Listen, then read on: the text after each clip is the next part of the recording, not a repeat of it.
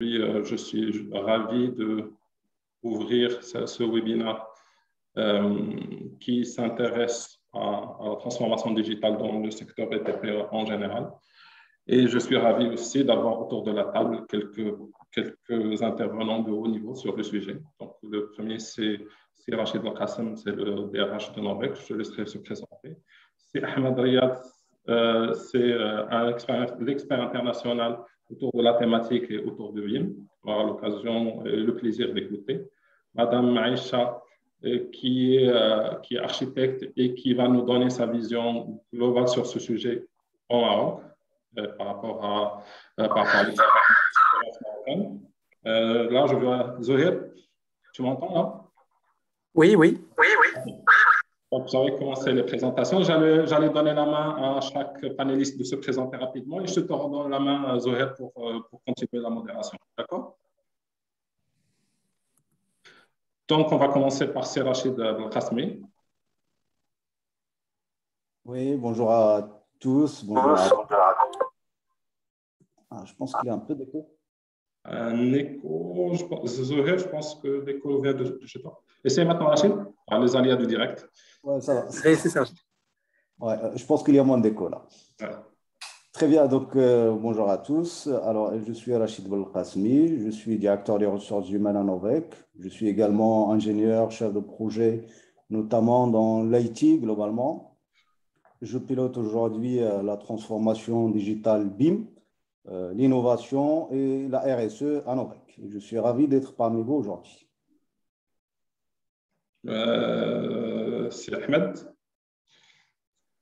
Ouais, bonjour tout le monde. Donc, Ahmed Riyad Bartaï, je suis architecte de formation au départ, spécialisé aussi en ingénierie thermique, efficacité énergétique. Donc, je suis là en tant qu'expert par rapport au BIM et tout ce qui est gestion des actifs, gestion des données, donc tout le processus. Entre BIM, gestion des infrastructures et gestion des actifs et la gestion de projet aussi, puisque je suis PMP aussi. Merci, Madame Aïcha Moudwini. Bonjour tout le monde. Donc, je suis ravie et surtout honorée d'être parmi vous aujourd'hui. Voilà, donc je m'appelle Aïcha Moudwini, je viens du secteur du BTP. Donc, j'ai une expérience de 20 ans dans le domaine et plus que 10 ans dans le domaine du BIM management. Du coup, donc, je suis BIM manager. J'ai fait des projets au Maroc ou en international. Je fais aussi du consulting BIM. Donc, je viens pour accompagner les structures, donc les acteurs du domaine dans leur transformation numérique. Je suis chef d'entreprise spécialisée dans le BIM. Et je suis cofondatrice de l'association My African Competition qu'on va présenter tout à l'heure. Donc, merci à vous et je vous laisse apprécier, bien sûr, le reste du programme. Madame Marwa, on ne vous voit pas. Oui, allez-y. Moi non plus, bonsoir à tous. J'ai paniqué, je pensais que ce n'était pas la bonne réunion parce que je n'étais pas avec vous. C'est bon, on te voit maintenant, c'est bon. Oui, alors Marwa Cheikh Youssef, présidente Aken Pitch, architecte, urbaniste, spécialité développement économique et social des territoires. Je suis ravie et fière d'être parmi vous. Merci pour l'invitation. Surtout que nous avons fait aussi le premier hackathon digital et puis même, je crois que c'est le premier hackathon pour les architectes et dans les domaines des bâtiments. Et on a eu le plaisir aussi de le faire avec M. Khlissi en 2020, durant la Covid. Très bien. Je redonne la main à Cizohel. Je te redonne la main maintenant, c'est à toi. À toi de jouer. Très bien. Merci beaucoup, Sijalil. Je ne sais pas si vous arrivez à m'entendre. Oui, très bien. Très bien, parfait. Ravi d'être parmi vous avec ce panel de personnes de grande qualité, de grande renommée. Alors, je vais peut-être rapidement annoncer un peu le déroulement. Donc, on va parler effectivement de cette transformation digitale dans ce domaine qui est très particulier, qui est le domaine de la construction, les métiers de la construction et de l'aménagement du territoire. Et bien sûr, on va y aller en 3 étapes. Donc, on va d'abord, et je vais commencer par poser une question, on va dire presque en même temps naturelle mais provocante, et je me permets de la poser à Rachid. Que vient faire le digital dans un domaine aussi, on va dire, aussi classique, aussi structuré, aussi mature que le domaine de la construction? Pourquoi on parle maintenant aujourd'hui de digital et de métiers de construction et d'urbanisme, qui sont des métiers aujourd'hui qui existent depuis une centaine d'années, voire plus, et voire même des métiers qui existent depuis des millénaires. Et que vient faire aujourd'hui le digital dans ce domaine? Et comment vous voyez aujourd'hui cette, je vais l'appeler une intrusion du digital dans ce domaine si particulier?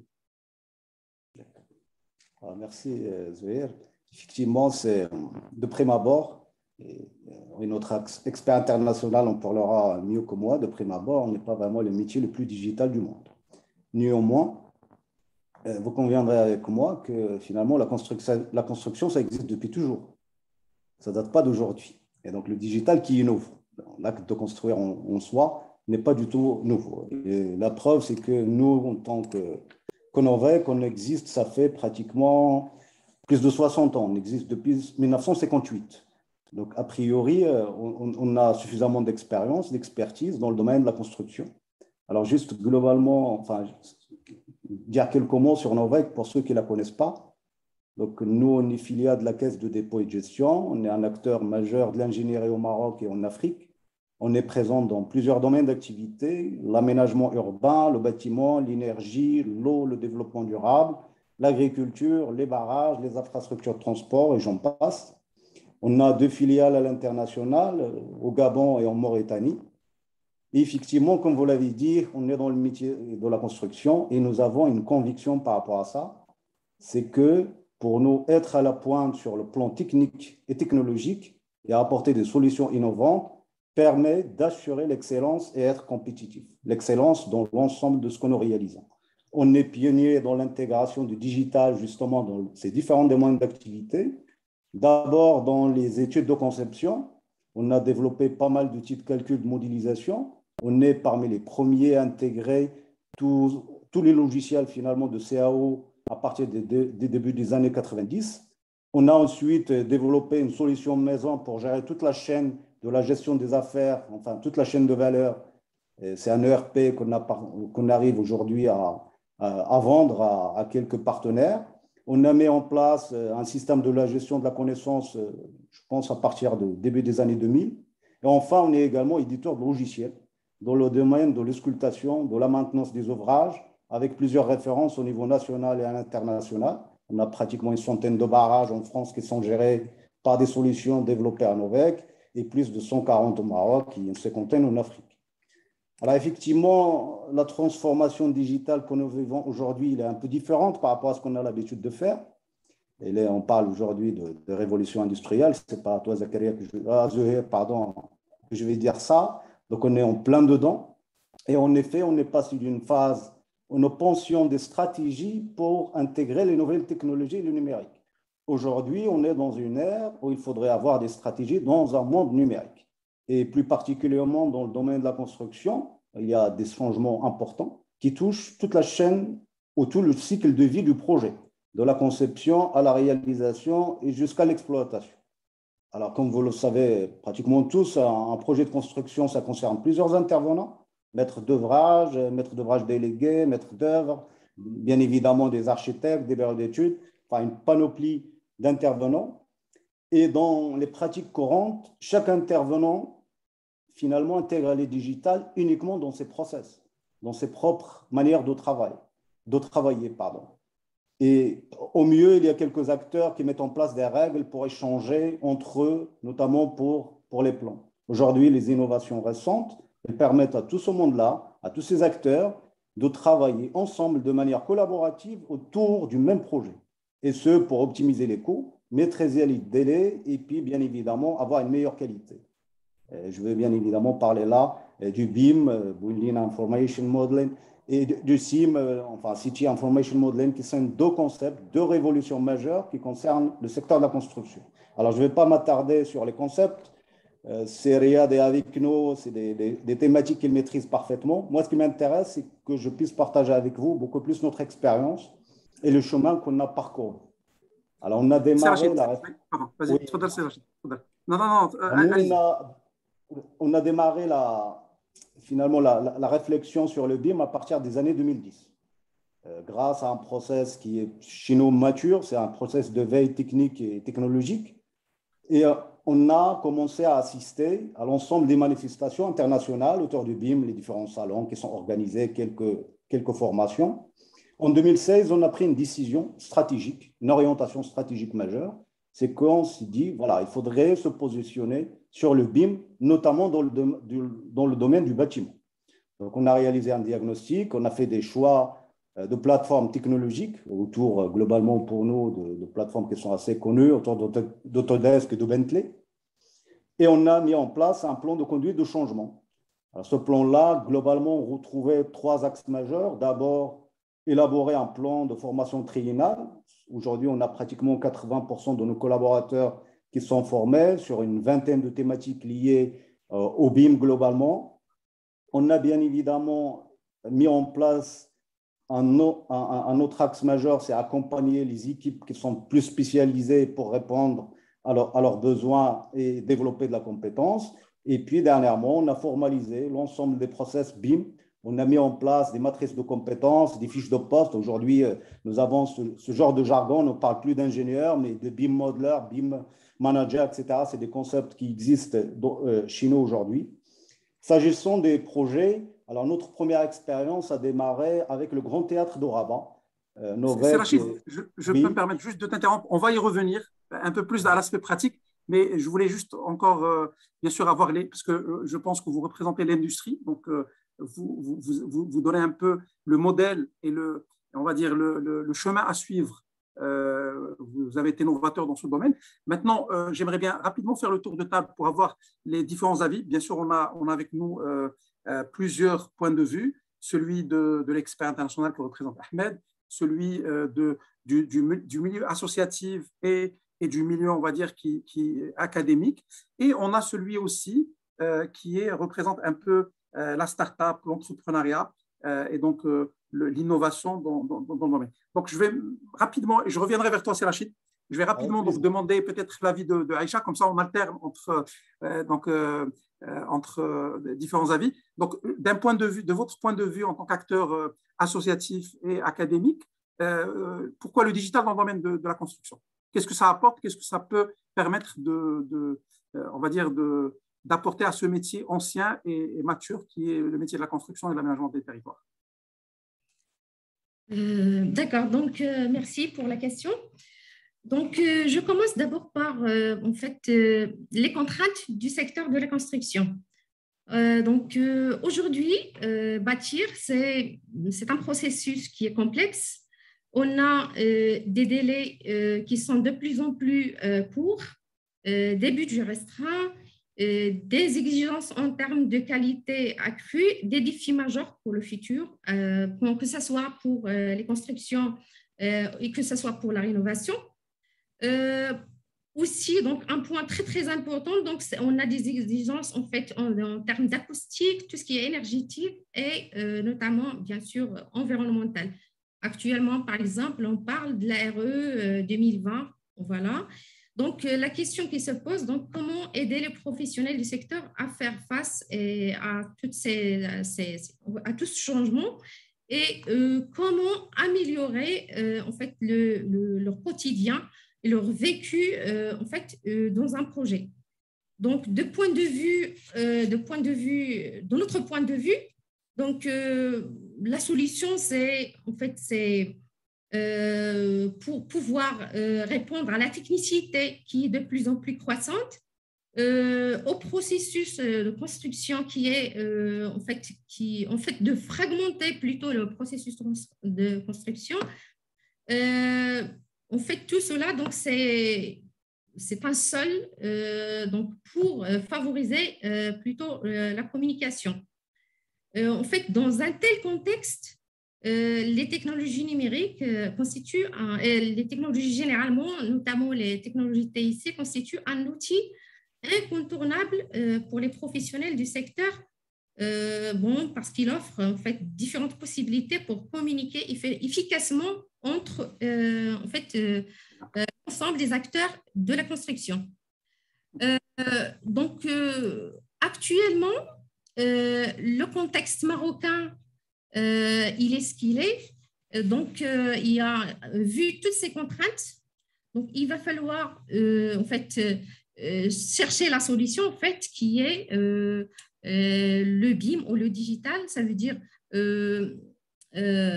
passer à cette étape-là pour tirer profit, pleinement profit en fait des avantages de toute cette stratégie pour soulever ou résoudre tous les problèmes ou les contraintes qu'on a dans le secteur.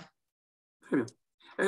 Alors, je pense, Aïcha, aujourd'hui, on a un point de vue qui est celui de l'utilisation de ces outils dans une logique de collaboration et de performance opérationnelle. Oui. Et il y a aussi cette logique que vous avez présentée, qui est la logique de comment le digital peut aider aussi dans la logique de la communication entre les acteurs, les différents acteurs de la chaîne de valeur de construction, et donc permettre une meilleure fluidité, une meilleure, on va dire, gestion des projets relatifs à tout ce qui est urbanisme et construction.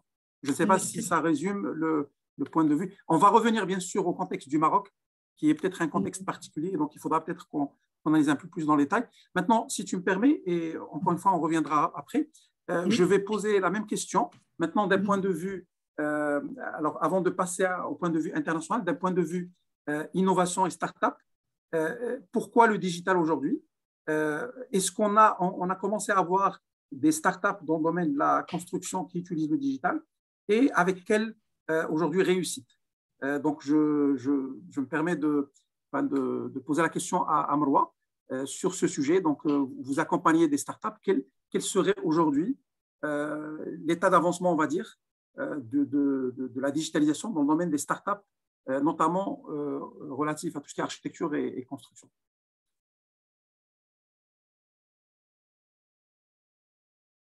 Marwa, je ne sais pas si vous pouvez activer le micro. Oui, là, c'est bon. Alors, tout le monde, merci pour la question. Effectivement, moi, je vais juste un petit peu revenir en arrière pour vous dire qu'au tout début, par exemple, dans nos études d'architecture, c'était très, très important pour nous, on va dire, de dessiner à la main. Donc, une fois qu'on dessinait à la main, ensuite, à la fin de la première année, aux outils tels que 3D Max Studio, CAD, Archicad, AutoCAD. C'est tout ce que nous connaissions déjà côté digital. J'ai fait mes études d'architecture. Déjà de ce qui est, on va dire, maquette virtuelle était conceptualisée et exprimée sans rendu, sans travail. D'abord, en tant qu'étudiant sans professeur, et bien plus tard, par rapport aux étudiants. Pour que je fasse un peu la transition pour les personnes aussi qui nous suivent. Et alors, ce qui est extraordinaire, c'est que ce qui était un peu original, c'est la partie rendue quand on va mettre une caméra. Et il y avait même Archicad qui a rapidement scalé par rapport aux autres logiciels qui permettaient de... Marwa, je pense qu'il y a un souci de réseau. Je ne sais pas si... Est-ce que vous arrivez à entendre? Parce que je pense qu'il y a un blocage. OK. Alors, on va peut-être passer, on reviendra à Marwa. Alors, Marwa? Oui, pardon. Oui. Il y a eu un gap.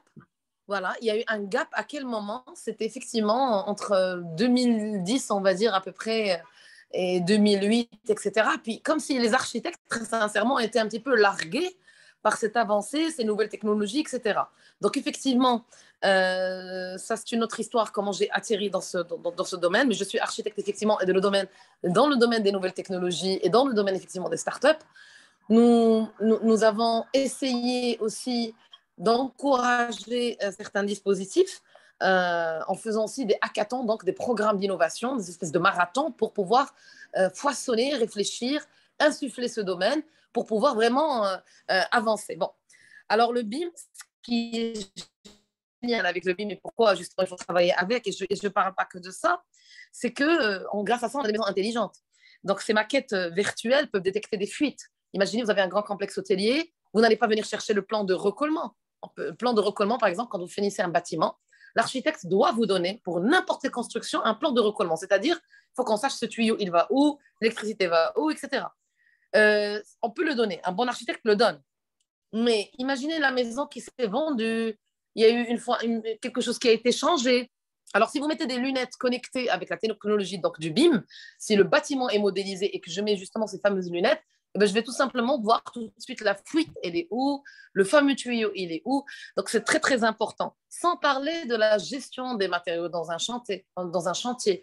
Je peux calculer combien de sacs de ciment il me manque, à combien je vais être à peu près. Donc, vraiment, c'est très, très, très important et je ne sais pas comment on a pu passer outre. Mais je suis contente. Il y a de plus en plus de solutions dans ce sens, mais pas que.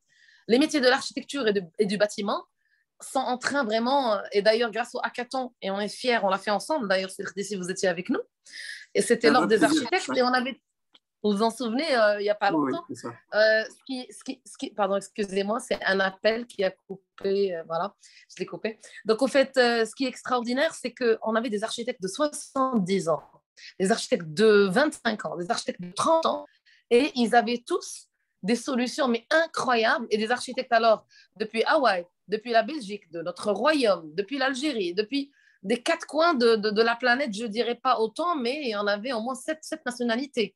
Et ils étaient contents parce qu'on a lancé le premier hackathon de réflexion pour pouvoir justement insuffler les métiers de l'architecture par le digital. Il y avait même des idées comme des casques connectés, je ne sais pas si vous vous en souvenez, un casque qui va parler à l'ouvrier, qui va lui dire attention, la grue, elle arrive, etc. Et moi, j'irai plus loin. Moi, ce que j'attends aujourd'hui des startups, c'est pourquoi ne pas piloter la grue sans avoir un monsieur. Il y a des manipulations dangereuses et il y en a d'autres qu'on peut éviter. On peut faire donc des réunions en tant qu'architecte à distance. Au-delà, je parle pas, là je parle de la modélisation du BIM, puisque vous parlez du BIM, mais je vois encore plus loin. Mais pour finir juste sur les startups qu'il y a, nous avons quand même 3 startups dans ce domaine. Il y a M. Nasser Amiar, c'est un architecte à Tanger. C'est extraordinaire ce qu'il est en train de faire. Il est justement en train de faire une espèce de valise. Il l'appelle la valise, un petit peu comme si un plombier va venir. Donc, avec la technologie du BIM, c'est le médecin qui arrive, qui va calculer si ce bâtiment va vieillir, qui va donc accompagner un bâtiment qui a été modélisé dès le départ, bien sûr, qui devient un bâtiment intelligent. L'énergivore, donc tout ce qui est énergie, etc., donc on peut contrôler, etc. Nous avons aussi une autre start-up qui travaille dans les nouvelles technologies de construction, mais pour pouvoir gérer, on va dire, tout ce qui est consommation pour être dans un contexte HQE, haute qualité environnementale. Malheureusement, le casque connecté, je l'attends toujours parce que ça, c'est pas mal. Et l'équipe a décidé de faire une autre start-up dans les téléphones. Très bien. Parfait. Merci beaucoup, Mroa. Non, merci. Je passe la parole. Alors, last but not least, à Seriad. Je pense que Seriad, qui est expert international dans le domaine, va nous éclairer aussi sur la même question. Donc, aujourd'hui, qu'est-ce que ça va apporter concrètement? Qu'est-ce que ça va apporter aux architectes? Qu'est-ce que ça va apporter aux entreprises du domaine, aux acteurs industriels du secteur? Est-ce que ça peut apporter aussi potentiellement on va dire, au client final? Donc, Seriad, je ne sais pas si… Oui, je t'entends, Zobé. Donc, la digitalisation, merci pour la question. En fait, la digitalisation aujourd'hui de la construction, c'est le dernier domaine où la digitalisation n'est pas encore… on en parle encore, c'est soi-disant révolutionnaire, alors qu'on est par rapport aux autres industries, que ce soit l'automobile ou l'aéronautique, on est à 30 à 40 ans de retard. L'intelligence de construire par rapport à ton introduction tout à l'heure, on est dans le milieu de la construction depuis des millénaires. Donc, on a construit des pyramides, on a construit les temples Incas, les Babylones, nos cités, architecture vernaculaire, que ce soit on se balade en Grèce, au Maghreb, à Meknès, les vieilles villes, les Mzab. Donc, on a des références architecturales assez impressionnantes. Et on a du mal à reproduire ce qui a été fait dans ces années-là, les cathédrales et tous ces bâtiments-là. Donc, l'art de construire… C'est fou, Riyad. C'est fou de se dire que des choses qui ont été construites il y a des millénaires, aujourd'hui, on n'arrive pas à être plus intelligent, en tout cas autant. Absolument. Donc là, l'art de construire et l'intelligence de construire, elle existe encore. Parce que quand on se balade dans nos vieilles villes, à Meknès, à Mzab, on voit l'intelligence. Les créateurs de ces villes-là sont beaucoup plus intelligents et beaucoup plus développement durable que ce qu'il y a aujourd'hui. Alors, pourquoi le 0 et le 1 sont introduits aujourd'hui? Pourquoi ils ont été sollicités? Sachant qu'on est les derniers dans le milieu aéronautique et automobile, ils sont précurseurs depuis les années 30. Pourquoi? Parce qu'il y a une zone de confort. Tout à l'heure, Rachid, il a parlé d'accompagnement, de gestion de changement. Les gens ne veulent pas changer. Et c'est pas parce que c'est pas les vieux, il y a certains jeunes qui veulent pas changer parce que tout simplement, on veut pas sortir de sa zone de confort. Donc cette digitalisation, elle existe depuis pas mal d'années, les nouveaux logiciels, AutoCAD, moi j'ai commencé AutoCAD en 88, donc c'est un autre siècle, on va dire.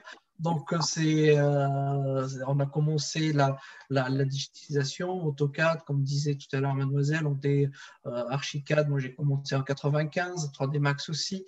Donc, on a commencé déjà à introduire le digital et rappelez-vous, à l'époque déjà, on avait déjà, certaines personnes se sont révoltées de passer de la table de dessin à l'outil informatique. L'architecte va perdre son âme et la construction. En effet. On a eu du mal à l'accepter dans les années fin 80, début 90.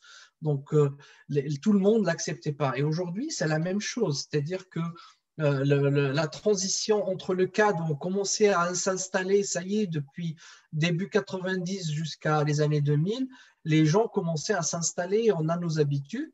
Donc, il y a une certaine forme de digitalisation, mais il y a une digitalisation non intelligente.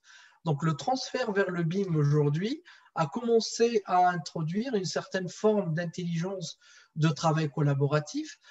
Il faut savoir que le premier guide BIM, ce n'est pas tout récent. Le premier guide BIM, il a été fait en 98 par l'US Armée.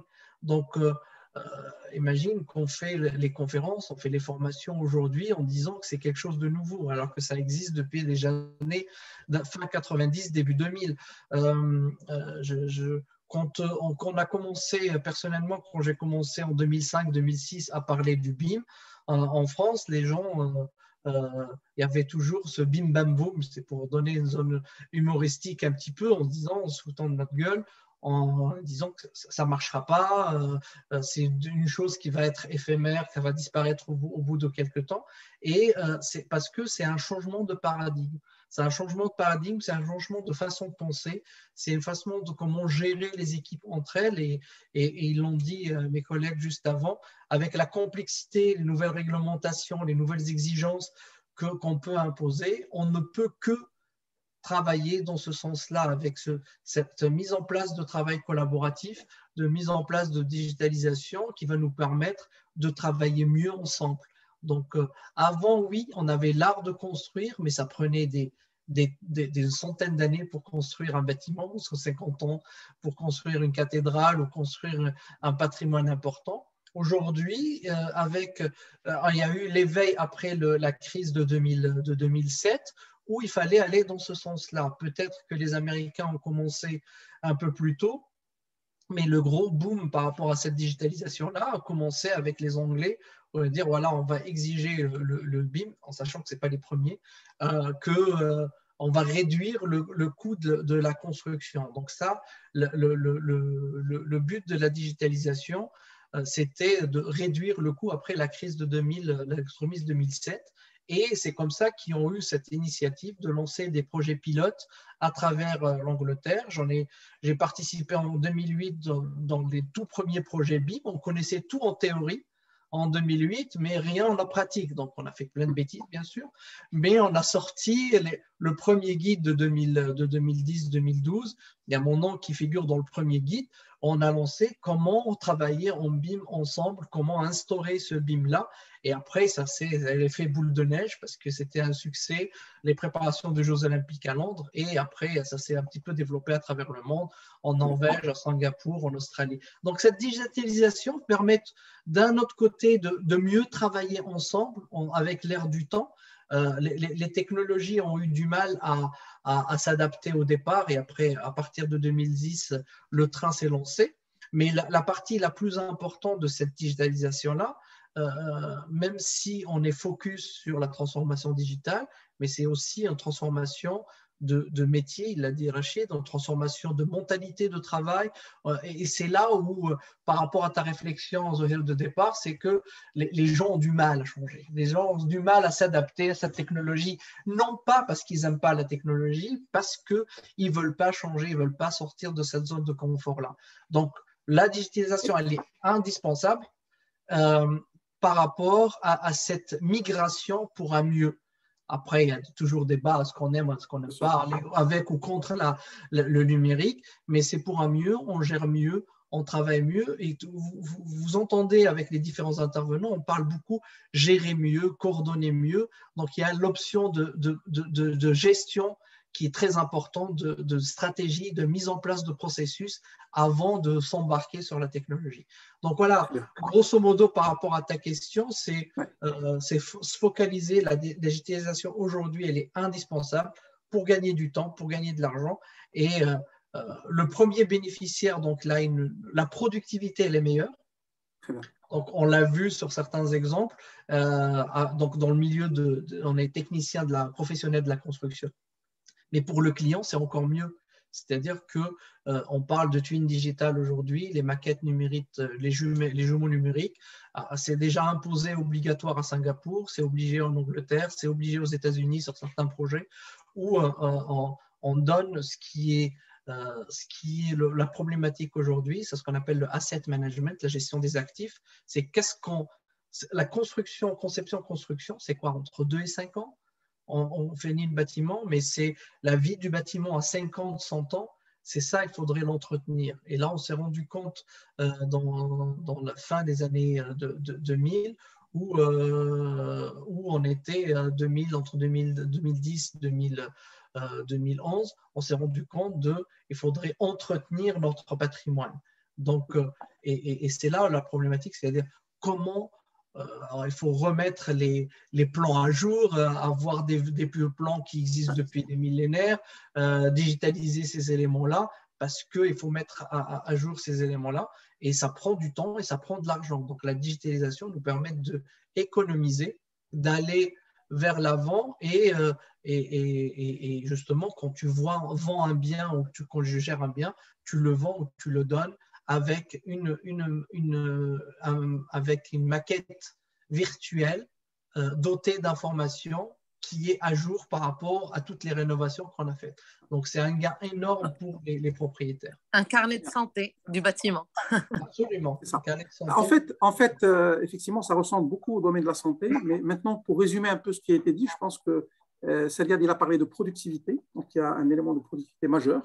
Il y a un élément qui a été évoqué par Rachid, qui est un élément de collaboration. Donc, le digital peut aider dans la collaboration et mieux gérer la collaboration dans un chantier, dans une équipe de travail, etc. Il y a l'élément de communication qu'a évoqué aussi Aïcha, qui est un élément majeur, le fait de permettre une meilleure communication. J'ajouterai à ça 2 éléments. Il y a un élément de data qui était évoqué par Riyad, parce que on ne peut pas, le digital vient avec un concept fondamental que c'est data-driven, c'est-à-dire que tout est drivé par la donnée, et la construction est un métier qui a besoin de données pour maintenir les bâtiments, etc. Et il y a un élément d'innovation aussi, parce que, qu'on le veuille ou non, il y a ces paradigmes, on va dire, fondamentaux quand on parle de construction, de beauté, d'utilité et de fiabilité. Et donc, pour pouvoir faire ce compromis, il y a beaucoup d'innovations qu'il faut apporter, et le digital peut apporter certaines innovations au service de la construction. Donc, je repasse, c'est Rachid. Alors, d'un point de vue industriel, donc là, on a compris pourquoi le digital est fondamental et peut apporter de la valeur. D'un point de vue on va dire, d'un industriel leader dans le domaine, aujourd'hui, de manière très concrète et très simple, qu'est-ce que le BIM? Comment ce digital s'opère? Donc, vous, en tant que groupe, vous le faites déjà, vous avez lancé un projet de transformation interne. Comment ça s'opère aujourd'hui au quotidien? Et comment ça change la manière de travailler dans ce métier? Comment concrètement aujourd'hui, quel est l'impact concret que vous voyez de ces nouvelles technologies dans le BIM, dans votre quotidien, dans le quotidien d'un grand groupe leader dans le domaine de la construction. Ouais, merci Zahir.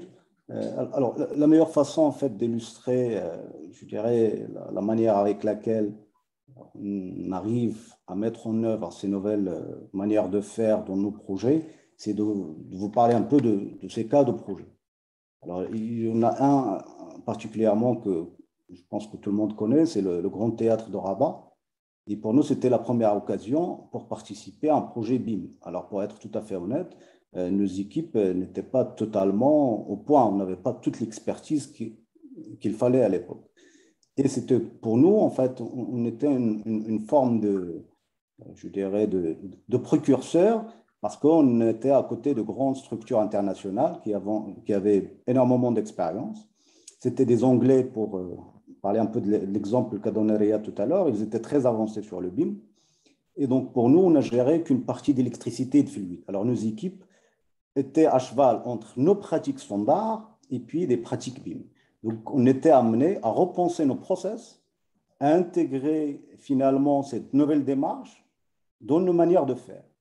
Et ça a été pour nous, je dirais, l'occasion pour être sur un autre projet, et qui est, je crois, connu à l'échelle nationale. C'est le premier projet à énergie positive au Maroc. C'est le projet de la parcelle eau d'Ewan Assad, c'est à Casaner Shore.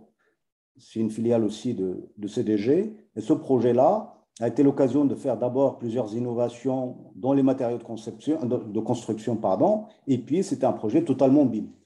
Et BIM de la conception pour visualiser, ça a été dit, facilement l'état d'avancement des chantiers, gérer, maîtriser les coûts, etc. Ça a été dit.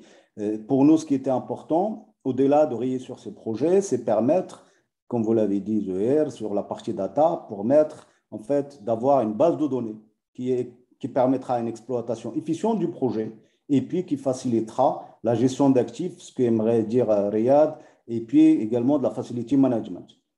Donc, pour nous, c'était vraiment du concret. Alors, en général, quand on a l'habitude de parler de BIM, on se concentre d'abord sur les métiers de bâtiment. Alors, nous, en 2020, on a décidé de basculer vers d'autres métiers, de généraliser l'utilisation du BIM, notamment dans les infrastructures de transport, dans l'aménagement urbain. On a profité de la crise aussi sanitaire. Ça a été un accélérateur de transformation digitale pour tous. Donc, c'était l'occasion pour nous de voir d'autres métiers. Aujourd'hui, on a la chance de voir des autoroutes en twin, comme le dit Riyad, c'est-à-dire on arrive à avoir un jumeau numérique finalement d'une grande autoroute très facilement et ça nous permettra de prendre des décisions majeures par la suite. Et avec des normes marocaines, donc on est pionnier sur cet aspect-là. Aujourd'hui, il y a d'autres facteurs qui permettent de réussir finalement cette transformation. C'est d'abord avoir ce qu'on appelle communément de la formation continue et permanente.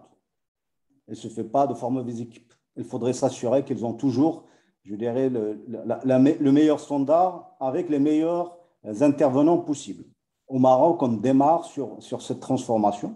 On a intérêt à se faire aider, à se faire accompagner par ceux qui détiennent aujourd'hui l'expertise et surtout l'expérience à l'échelle internationale. C'est Riyad parlait tout à l'heure du premier projet BIM en Angleterre en 2008. Donc, on est 10 ans, 12 ans après et on arrive à réaliser des projets au Maroc. On est dans un changement perpétuel. Il y a aussi un aspect qui est capital, et tu l'as si bien dit, on est dans un secteur traditionnel. Alors, gérer le changement au niveau d'une entreprise est une chose.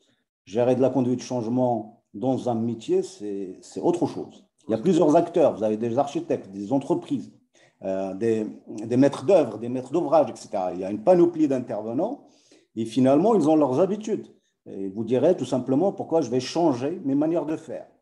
Alors, la meilleure façon, c'est de l'initier. Nous, on a pris le choix dans quelques projets aujourd'hui, sans que le maître d'ouvrage le demande, d'être dans cette dynamique-là. Et le résultat, on arrive à les voir. J'ai parlé tout à l'heure de l'exemple d'autoroute. C'est une initiative d'Onovec. Ce n'est pas une initiative qui est demandée par les clients. Et notre ambition, c'est que ça puisse se généraliser. Pour que ça puisse se faire rapidement, il faudrait que la réglementation suive. Les pays qui sont très avancés, ils ont une réglementation par rapport aux choix technologiques et notamment l'utilisation du BIM dans les projets. L'autre aspect, et non de moindre, à côté de la réglementation, il faudrait avoir des maîtres d'ouvrage qui inscrivent le BIM dans leur cahier de charge. Quand on est prestataire de service, on connaît très bien ce genre de problématique. C'est-à-dire, aujourd'hui, si on arrive à travailler sur des vrais projets, de grands projets, c'est parce que ces maîtres d'ouvrage ont fait ce choix-là. Et pour nous, la réussite passera obligatoirement par ce chemin-là. Il est vrai qu'en nous démarrant tous à l'échelle nationale, on arrive à exporter aujourd'hui notre savoir à l'extérieur. Ça serait bien qu'on arrive à l'exporter avec une valeur ajoutée en termes de transformation digitale. Et puis, bien évidemment, il y a l'effort qu'on devrait… Pardon ? Non, vas-y, c'est Rachid, vas-y, pardon. Il y a un effort aussi qu'on devrait faire en termes de partage de connaissances. L'exemple des hackathons, c'est très bien de le faire à l'échelle des architectes. Ça serait bien aussi d'élargir un peu le champ, parce que dans cette transformation, tous les métiers et tous les corps de métier sont concernés. Ça serait bien aussi qu'on développe ce genre de conférences qui permettent d'échanger sur les expériences des uns et des autres. Et à mon avis, ça nous donnera à tous l'occasion d'influer sur la réglementation qu'on espère viendra très bientôt. Très bientôt. Bah, parfait, c'est Rachid. Vous avez en si peu de temps résumé pas mal de choses. Je vais me permettre de prendre quelques points que tu as évoqués, parce que tu as parlé de sujets de mindset, de transformation on va dire, de la culture des acteurs de l'écosystème. Tu as parlé de la réglementation qui peut être un élément fondamental et moteur dans le changement, de leadership, notamment des donneurs d'ordre qui peuvent inclure ce volet de manière forte dans leur cahier de charge. Et à la fin, effectivement, de questions de connaissance. Au-delà de la communication et de la collaboration, il faut trouver un moyen pour que les meilleures pratiques, que les bonnes pratiques dans ce métier puissent être le plus partagées et permettent à tous les acteurs, quelque part, de prendre le train de cette transformation. Je vais me permettre d'interpeller Aïcha sur ce point justement de réglementation. Je sais qu'au niveau associatif, c'est un point qui est aujourd'hui un point important. Il y a cette question de la relation avec les pouvoirs publics notamment, et comment en fait ramener ou amener en fait un certain changement ou une certaine modification de la réglementation qui serait beaucoup plus favorable justement au développement ou à la digitalisation de ce secteur. Qu'est-ce que vous en pensez? Est-ce qu'il y a aujourd'hui des actions concrètes qui sont en train d'être menées, et comment on peut aider justement à cette transition vers le digital dans ce domaine? Ok, merci pour la question, Césaire. Donc je vais commencer par en fait la feuille de route. Donc une feuille de route que nous, dans le cadre de l'association, qu'on est qu'on a mis déjà en place, dans l'objectif en fait. Déjà, donc je pense déjà un petit peu présenter l'association comme ça, donc ça sera plus clair. Donc, on est dans le cadre. Donc, déjà, je suis cofondatrice de l'association My African Competition, et qu'on est en train, en fait, notre rôle, donc c'est la diffusion de la culture, la numérisation de l'industrie de l'immobilier et des infrastructures. Généralement, donc aussi, spécialement donc, du Building Information Modeling. Donc, c'est grâce à ces membres d'experts marocains et étrangers qu'on est spécialisés en fait dans de différents domaines, comme African Competition continue et est engagé aussi dans la diffusion de la culture du BIM et notamment de l'Open BIM au Maroc, pour promouvoir des initiatives de formation et des webinaires. Donc, je continue toujours. Donc, pour les formations qu'on est engagé dessus, donc c'est spécialement dans le cadre du BIM Management et du Facility Management. Nous avons organisé aussi des webinaires donc, dans le cadre toujours du BIM Facility Management et notamment des Smart Cities. À part ça, donc je reviens sur le sujet de la feuille de route. Donc, malgré que le Maroc a mis en place des stratégies, stratégies numériques pour promouvoir le secteur clé, c'est donc les deux stratégies, donc on en revient tout à l'heure, donc la stratégie numérique 2013 et Maroc Digital 2020, le secteur de la construction, malgré tout, en fait, ces stratégies, donc le secteur de la construction n'a pas été inclus dans, en fait, dans la stratégie de digitalisation. Donc, pourquoi déjà My African Competition donc, a pensé à mettre en place une telle roadmap? L'objectif, c'est quoi? C'est qu'on constate qu'il y a justement donc, une absence de normes. Donc, on sait que dans l'international, on a des normes, donc, à savoir donc, des normes, on a des standards et tout. Donc, notamment donc, la ISO 19650, la norme italienne, la UNI 11337. Donc, on a en fait plusieurs normes internationales du BIM. Mais au Maroc, on a une absence de normes qui seront en fait adaptées au contexte marocain. Donc, c'est pour cela donc, nous avons pris cette initiative, d'une part pour implémenter le digital au sein des acteurs, en fait, des acteurs du secteur. Et deuxièmement, c'est pour en fait essayer de collaborer, de discuter donc entre en fait intervenants et experts dans le domaine.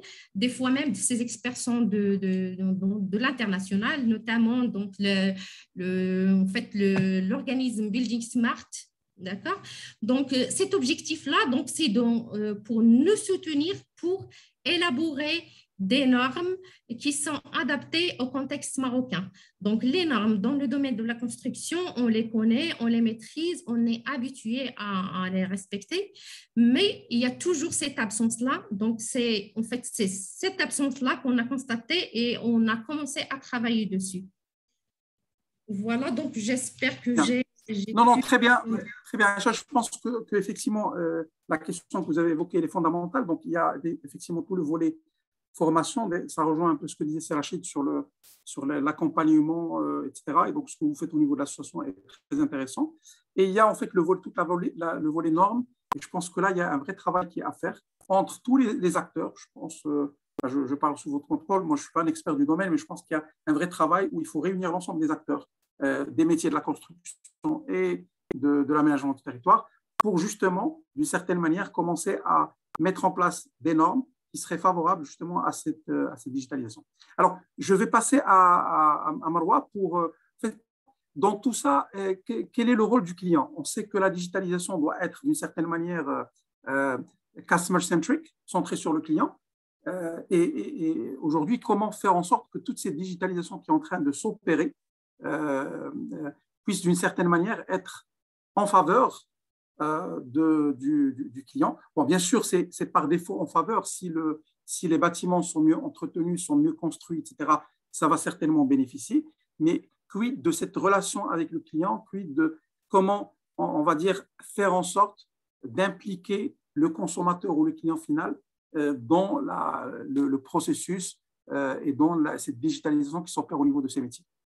Et ça peut être le citoyen, ça peut ne pas être le client, ça peut être le citoyen quand on parle d'urbanisme, notamment dans les villes.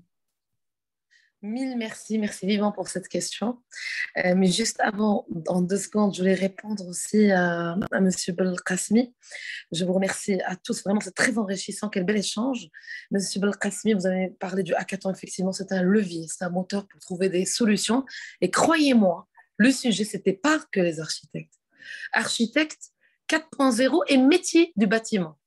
Ce qui était étonnant, c'est que l'ordre des architectes national, régional, ils ont répondu présent et qu'aucun promoteur, aucun responsable de construction, sans citer, on va dire, les grandes maisons connues, n'ont compris l'intérêt de ce hackathon. Je n'oublierai jamais. Je suis restée des heures au téléphone, on parle de mentalité et j'aurais aimé vous parler à vous. J'aurais aimé quand vous êtes avec nous, vous aurez été peut-être la corpo sans doute qui aurait accompagné les gagnants jusqu'au bon de commande pour que ces startups puissent voir le jour. En tous les cas, j'espère, Inch'Allah, qu'on pourra le réitérer. Et sinon, effectivement, si Zoher, donc vraiment, vraiment j'aurais aimé rencontrer Sib Belkacemi avant parce que franchement, les autres n'ont pas compris l'intérêt, je ne l'oublierai jamais. Des grands promoteurs et des grands constructeurs, ils ont dit Bon, bref. En tous les Sauf, cas, Marwa, tout d'abord, je pense, oui, Marwa, oui. si tu permets, je pense que justement, l'objectif là, c'est de faire avec ceux qui veulent faire. Et je pense qu'encore une fois, à tous les Eh niveaux, ben, on l'a fait d'ailleurs. On a voilà, pu le faire. dans tous les acteurs, il y a des gens qui veulent aller de l'avant dans cette transformation. Il y a d'autres qui sont plus réticents. Et tout l'objectif, je pense, aussi de ce webinaire, c'est vraiment de faire rencontrer toutes les bonnes volontés et de trouver justement le meilleur moyen. Je pense certainement qu'il y a énormément de choses à faire entre ce que vous faites au niveau de Hack and Pitch, entre un groupe aussi novateur que Novec et entre des acteurs autour de la table, des experts de ce sens. Je pense qu'il le faut.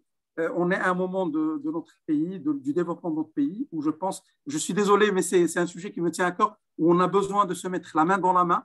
Je suis là à Dubaï, je vois le niveau de… Oui, j'ai reconnu les portes des hôtels de Dubaï. Ah, ok. En tout cas, je vois le niveau qu'ils ont atteint avec une certaine accélération qui s'est faite sur pratiquement 10-15 ans. Je me dis, on a besoin de ça aussi au Maroc, on a besoin de ce bel urbanisme, de ce travail de fond avec une vraie logique, avec un vrai leadership. Et voilà, donc j'ai fait un coup de cœur, mais enfin, merci vivement pour cette belle rencontre en tous les cas, et effectivement de susciter cet intérêt, de créer Inch'Allah, ce point de départ encore plus grand.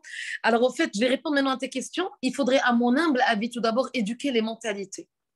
Et quand on parle de ça, on parle aussi du client. Alors, c'est facile de dire, je veux un bâtiment qui va rester en vie. J'ai beaucoup apprécié l'intervention de tous nos confrères ici autour de cette table. Et bravo pour tes rebondissements. Tu arrives à résumer, à faire de la très, très belle modération. Et M. Riyad a dit quelque chose concernant le fait qu'effectivement, un bâtiment, c'est aussi un petit peu ce que j'ai dit tout à l'heure, quand on va utiliser le BIM, le bâtiment, il a son carnet de santé. C'est-à-dire que je vends demain que le bâtiment a été construit dans les années 70, au début du siècle, etc. Je connais parfaitement ce qui cloche, ce qui va pas. Est-ce que le mur va s'affaisser? Est-ce que la poutre va tomber? Est-ce qu'il y a des termites? Enfin, j'exagère un peu, mais si, il y a des technologies aussi qui permettent de voir ça. La maintenance, l'entretien, j'ai parlé de la fameuse box de la start-up qui était avec nous, qu'on incube depuis un moment dans ce sens. Mais disons que le client, il veut payer le moins. Il veut payer le moins. Alors, comment moi, en tant qu'architecte, je peux amener avec moi sur le terrain des BIM managers ou comment je peux lui proposer ça? Je vais y aller un peu plus terre à terre, c'est un petit peu limite ce que je veux dire, mais quand moi je vois un client payer, je ne sais pas, le cafetan de sa femme, on va dire à 100 000 dirhams, mais quand un architecte lui dit voilà mes honoraires et qu'il commence à chipoter, même quand, je ne sais pas, il veut donc l'architecte lui donne, moi une fois c'était un médecin français, maroco-français avec sa femme, quand je lui dépose la facture, il me dit pourquoi tu me demandes ce prix? Donc juste pour vous dire que comment changer les mentalités, je pense qu'effectivement, il faudrait que l'ordre des architectes, que les constructeurs, qu'il y ait, je ne sais pas, une norme qu'on pense ensemble de cette intelligence collective, de cette réunion, Inch'Allah, un point de départ, avec, je ne sais pas, même l'ADD, je ne sais pas, même avec toi, Zoher, ou la Startup Factory, ou la Dial, technologie, je ne sais pas, mais qu'on réfléchisse tous ensemble et qu'on dise, voilà, il y a des normes. Maintenant, obligatoirement, il doit fournir pour avoir l'autorisation, pourquoi pas, le permis d'habiter ou d'exploiter son bâtiment, il doit nous fournir un document BIM. Et là, on aura fait le carnet de santé digital de ce bâtiment. Ce bâtiment qui aura, comme tu l'as dit, et effectivement, bravo, tu as raison, ça va donner juste tout simplement de la valeur. Il faut expliquer au client que, contrairement au cafetan que sa femme va mettre à un mariage, ce BIM que tu vas payer plus cher, ça va rester, ta maison, tu vas la valoriser, ton immeuble, etc. Donc, je pense qu'il faut obliger et normaliser. Et aussi, y mettre le prix. Il faut que les gens savent qu'ils vont mettre le prix. Alors, ce qui me fait mal aussi, c'est qu'effectivement, vu le nombre de startups que nous incubons, non, j'exagère. Nous, on est dans la phase, on va dire, idéation, insufflation, early stage. Mais quand je vois notre partenaire aussi, la Startup Factory, quand je vois le nombre de startups qu'ils ont, ils en ont un millier qui vont suivre. Nous, on a à peu près, on va dire, 200 par an qu'on va insuffler. Moi, sur les 200, j'en ai 2 ou 3 maximum qui sont sur cette thématique-là, sur ces problématiques-là. On est encore loin. On est à la ramasse. Pour le cadre de partenaires donc, qui va nous aider dans le financement de la Startup Factory, ils ont ils ont après aussi 3 à 4, même s'ils ont 1000 et quelques. Et même qu'une start-up est sur le CRM, sur la gestion du mobilier, ou là, quand ton promoteur va finir de construire son bâtiment, avec le CRM, il va vendre. Mais en tous les cas, on est encore très, très loin. Je vous ai vraiment donné les exemples. Pourtant, nous sommes une plateforme qui fait beaucoup de hackathons sur le royaume et tout ça. Et on n'a pas encore, malheureusement, assez de projets dans ce sens. Dans le bâtiment, oui. Dans le HQE, oui. Construire avec la terre, construire avec le khnachid al-gamh, ou on va dire des autobloquants, bleu ciment, brmla, c'est magnifique. Mais on est encore très, très loin de tout ce qui concerne la technologie de BIM. Comme je vous ai dit, les 2 startups qui sont venues tout à l'heure. Donc, il faut vraiment obliger, normaliser. Ouais. Ce que je note, c'est qu'il faut obliger, normaliser. Il faut aussi trouver un moyen de changer les mentalités, travailler aussi avec… Vraiment éduquer. Les mindsets, comme tu l'as dit tout à l'heure, tout à fait. Il faut changer, faire de la disruption profonde. Riyad, d'un point de vue international, ce qui se passe au Maroc, vous avez certainement vu d'autres expériences dans d'autres pays avec plus ou moins de succès. Qu'est-ce qui permettrait à ce type de technologie d'émerger de manière forte dans un pays comme le Maroc? Et quels sont les leviers sur lesquels on peut agir, chacun de son point de vue, pour pouvoir réussir très rapidement dans les 3, 4, 5 prochaines années cette transformation digitale de ces métiers?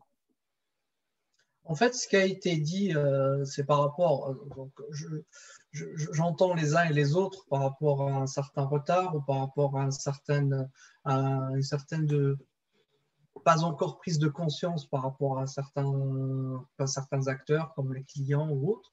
Mais sachez que ce que j'entends là, c'était le cas sur plusieurs pays. J'ai eu l'honneur et le plaisir de participer sur le premier guide en Angleterre. J'ai participé sur le premier guide au Qatar. J'étais consultant pour la préparation de la ville intelligente entre 2012 et 2014 pour la préparation de la Coupe du Monde, justement, qui va venir bientôt au Qatar. Et ces guides-là, j'ai participé sur le guide en France au départ, mais toutes ces initiatives étaient pareilles, étaient brouillons, n'étaient pas structurées. Et malgré ça, bon, à part les anglophones qui étaient très, très carrés, très rigoureux, mais je veux dire que ce qu'on est en train de voir au Maroc, ce que Novec est en train de mettre en place, ce que les associations de Aïcha sont en train de faire, c'est exactement ça, les étapes à mettre en place. Donc, il faudrait vulgariser un petit peu les discours, parler avec quelles sont les innovations qui ont été mises en place, que ce soit pour le côté ingénierie ou le côté architecture. Par contre, par rapport à la question, par rapport aux clients, là, c'est un autre discours. Donc, je l'ai vu sur plusieurs endroits. Donc, les clients, et jusqu'à maintenant, dans plusieurs pays dans le monde, où le BIM n'est pas encore obligatoire, ils ont du mal à embarquer. Alors, pourquoi? Parce que malheureusement, les gens, les BIM managers ou ceux qui parlent du BIM, on se focalise beaucoup sur la 3D. Donc, on se focalise beaucoup on vend de la 3D. Donc, quand on va parler BIM, on leur dit, vous aurez une maquette 3D. Mais donc, nous, techniciens, nous, professionnels de la construction, on se comprend. Quand vous parlez d'un architecte, vous parlez d'un ingénieur, vous parlez des entreprises de la construction, on commence à avoir plus ou moins une certaine maturité dans le milieu technologique là-dessus. Il n'y a pas de problème. Mais dès que vous parlez aux clients, on parlait des normes, là, il faudrait leur parler avec un autre langage. Donc, chacun a sa langue. Quand vous parlez à un architecte, vous lui parlez d'efficacité, de productivité, vous parlez de gagner du temps. La technologie, la digitalisation, par rapport à ta première question, va améliorer la productivité. Vous allez avoir un travail collaboratif.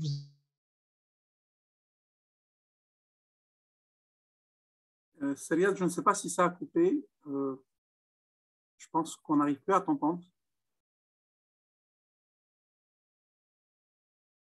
Seriad, je pense qu'il y a un souci de ton côté. Bon, peut-être le temps que Riyad puisse se reconnecter, je propose de passer à la troisième question. Dès que Serachid termine, je repasserai la main à Seriad. Donc, en fait, Serachid, je pense que beaucoup d'entre nous partagent le constat que vous avez cité tout à l'heure sur les questions en fait, qui sont aujourd'hui les défis de cette digitalisation. Un grand groupe comme Novec, qui aujourd'hui, en fait, on va dire en avance dans ce domaine, il connaît très bien les problématiques aujourd'hui qui sont rencontrées. Maintenant, une question se pose, et je pense qu'elle est importante. Oui, ça s'est coupé, je suis désolé. OK.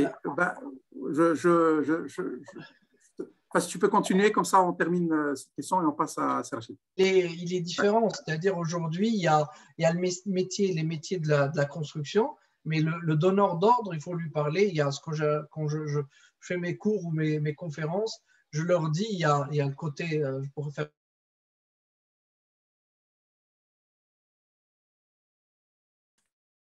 Riyad, je pense que ça a coupé encore. C'est Rachid, je suis désolé, mais on va devoir avancer ensemble. Est-ce qu'ils comprennent ce que… Oui. Riyad, ça a coupé pendant un moment. Pardon. Ça a coupé, je suis désolé. En fait, j'étais en train de passer la main à Rachid. Ce que je propose, on laisse intervenir Rachid et je te repasse la main juste après, comme ça. Alors, la question en fait, que je me posais, OK, on comprend aujourd'hui pourquoi il y a besoin de cette digitalisation. On comprend de manière très concrète quel impact elle peut avoir de manière directe sur les différents corps de métier et sur le client. Maintenant, le futur. Comment construire le futur de cette digitalisation dans les 4-5 prochaines années? Qu'est-ce que un groupe comme Novec, je sais que vous avez beaucoup de projets, mais comment on peut accélérer cette digitalisation? Comment le faire de manière, on va dire, individuelle, chacun de son côté? Comment on peut le faire de manière collective en tant qu'écosystème ou que métier ou de manière globale que pays? Rachid. Merci Zoël pour la question. Effectivement, comment se projeter? Déjà, on est dans un monde qui change pratiquement chaque 2-3 ans. On parle de la technologie qui a ce cycle-là. La durée de vie aujourd'hui dans le digital ne dépasse pas 1 an et demi, 2 ans. Exact. Voilà. Et je pense dans la téléphonie, on parle de 3 mois, c'est ça. Donc, exact. On est dans un monde qui va à grande vitesse. Alors, se projeter sur 5 ans, c'est assez compliqué. Ce qui est sûr, c'est qu'on vient de franchir un pas. Je donne l'exemple très concrètement. Alors, quand on a pris la décision de basculer en BIM, la plupart de nos collaborateurs se posaient la question de pourquoi. Je ne parle même pas des clients. Voilà. Et on avait compris que c'était un choix plutôt d'outils. On a formé pas mal de monde et finalement, on avait du mal à voir c'est quoi l'intérêt. C'est très bien, on maîtrise les outils, on arrive à faire des maquettes 3D, etc. On arrive à suivre du temps des plannings. Je ne m'étale pas sur la partie technique. Mais on s'est rendu compte que ce n'était pas finalement la bonne cible. Il fallait cibler plutôt les chefs de projet. Et ce n'était pas suffisant. Finalement, il fallait cibler ceux qui décidaient.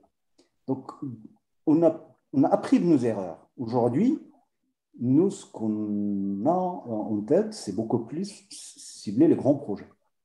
Je comprends, Marois, en tant qu'architecte, je dirais, quand on parle d'une villa dans R+2, c'est très compliqué d'exiger je dirais, le BIM, la mise en place d'une démarche BIM. Par contre, pour un CHU, ça devient de plus en plus obligatoire parce que les corps de métier sont complètement, je dirais, interconnectés et il y a énormément de la data à gérer et il faut voir toute la vie du projet, toute la vie de l'ouvrage qu'on va construire. Quand on parle d'un barrage, quand on a démarré, nous, à avoir des outils de gestion d'un barrage dans les années 90, finalement, c'était de la saisie qui était faite par un utilisateur. Aujourd'hui, sur un barrage, vous avez entre 300 et 400 capteurs. Ça veut dire que vous ne pouvez plus revenir en arrière. Il faut absolument avoir de la technologie pour pouvoir analyser la data, faire des simulations et avoir des experts pour pouvoir la comprendre. Donc, le choix, il est déjà fait. Maintenant, ça prendra un peu plus de temps. Il faudrait, pour notre cas, on est aujourd'hui sur un grand projet pour la région de Fès-Meknès. C'est un projet qui est porté par la Caisse de dépôt et de gestion via sa branche DG Développement. Il y a énormément d'ouvrages à construire dans cette zone-là. Et on a fait le choix que l'ensemble de ces ouvrages, de ces bâtiments, de ces équipements seront construits totalement en BIM. C'est un choix du groupe. Il n'y a pas encore d'obligation. Ce que nous souhaitons, c'est que l'obligation viendra un jour. Le défi pour nous aujourd'hui, c'est de développer de la compétence. En tant que pays, c'est vraiment ça. La généralisation, ça prendra un peu de temps. Rien qu'en France, ce n'est pas obligatoire d'utiliser le BIM. Oui. Donc, on n'est pas encore dans une réglementation totalement contraignante. Faisons d'abord, je dirais, le pari sur des compétences. Viendra un moment, on fera le pari sur de la réglementation et puis éventuellement sur de l'intérêt pour le secteur privé. C'est plus compliqué de convaincre un privé d'avoir cette orientation-là. Riyad dira qu'on va gagner absolument 20%. Aujourd'hui, moi, j'ai cette conviction. Très clairement, vous avez beaucoup de reprises sur un bâtiment, vous avez du mal à suivre le chantier correctement, les coûts, etc. C'est très parlant. Il faut passer par cette expérience pour pouvoir le mettre en œuvre. Il viendra un moment où les opérateurs immobiliers, notamment, s'orienteraient vers le BIM. Ce qui est sûr que ceux qui sont propriétaires de leur bâtiment, ils devraient le faire. Ceux qui détiennent les équipements publics, ils devraient le faire. Alors, tu parlais tout à l'heure du client et finalement de l'usager. Aujourd'hui, quand on parle de la transformation digitale, on parle beaucoup plus de l'usager finalement. Ailleurs, on a dépassé le stade du client. On parle de l'apport dans une cité numérique pour les citoyens. Donc, on va y arriver.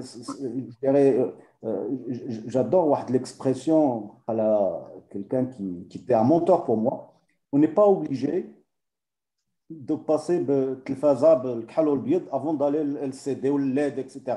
On peut aller directement au 8K tout de suite pour nous. Donc, aller vers du digital à 100% nouveau, etc. On peut faire ce choix-là. On n'est pas obligé d'aller petit à petit. D'ailleurs, le Maroc a par exemple, dans la révolution numérique, il est parti au téléphone portable avant même d'avoir le fixe. Enfin, pas avant d'avoir le fixe, mais avant de développer le fixe. Absolument. On est parti à Internet avant de faire le Minitel.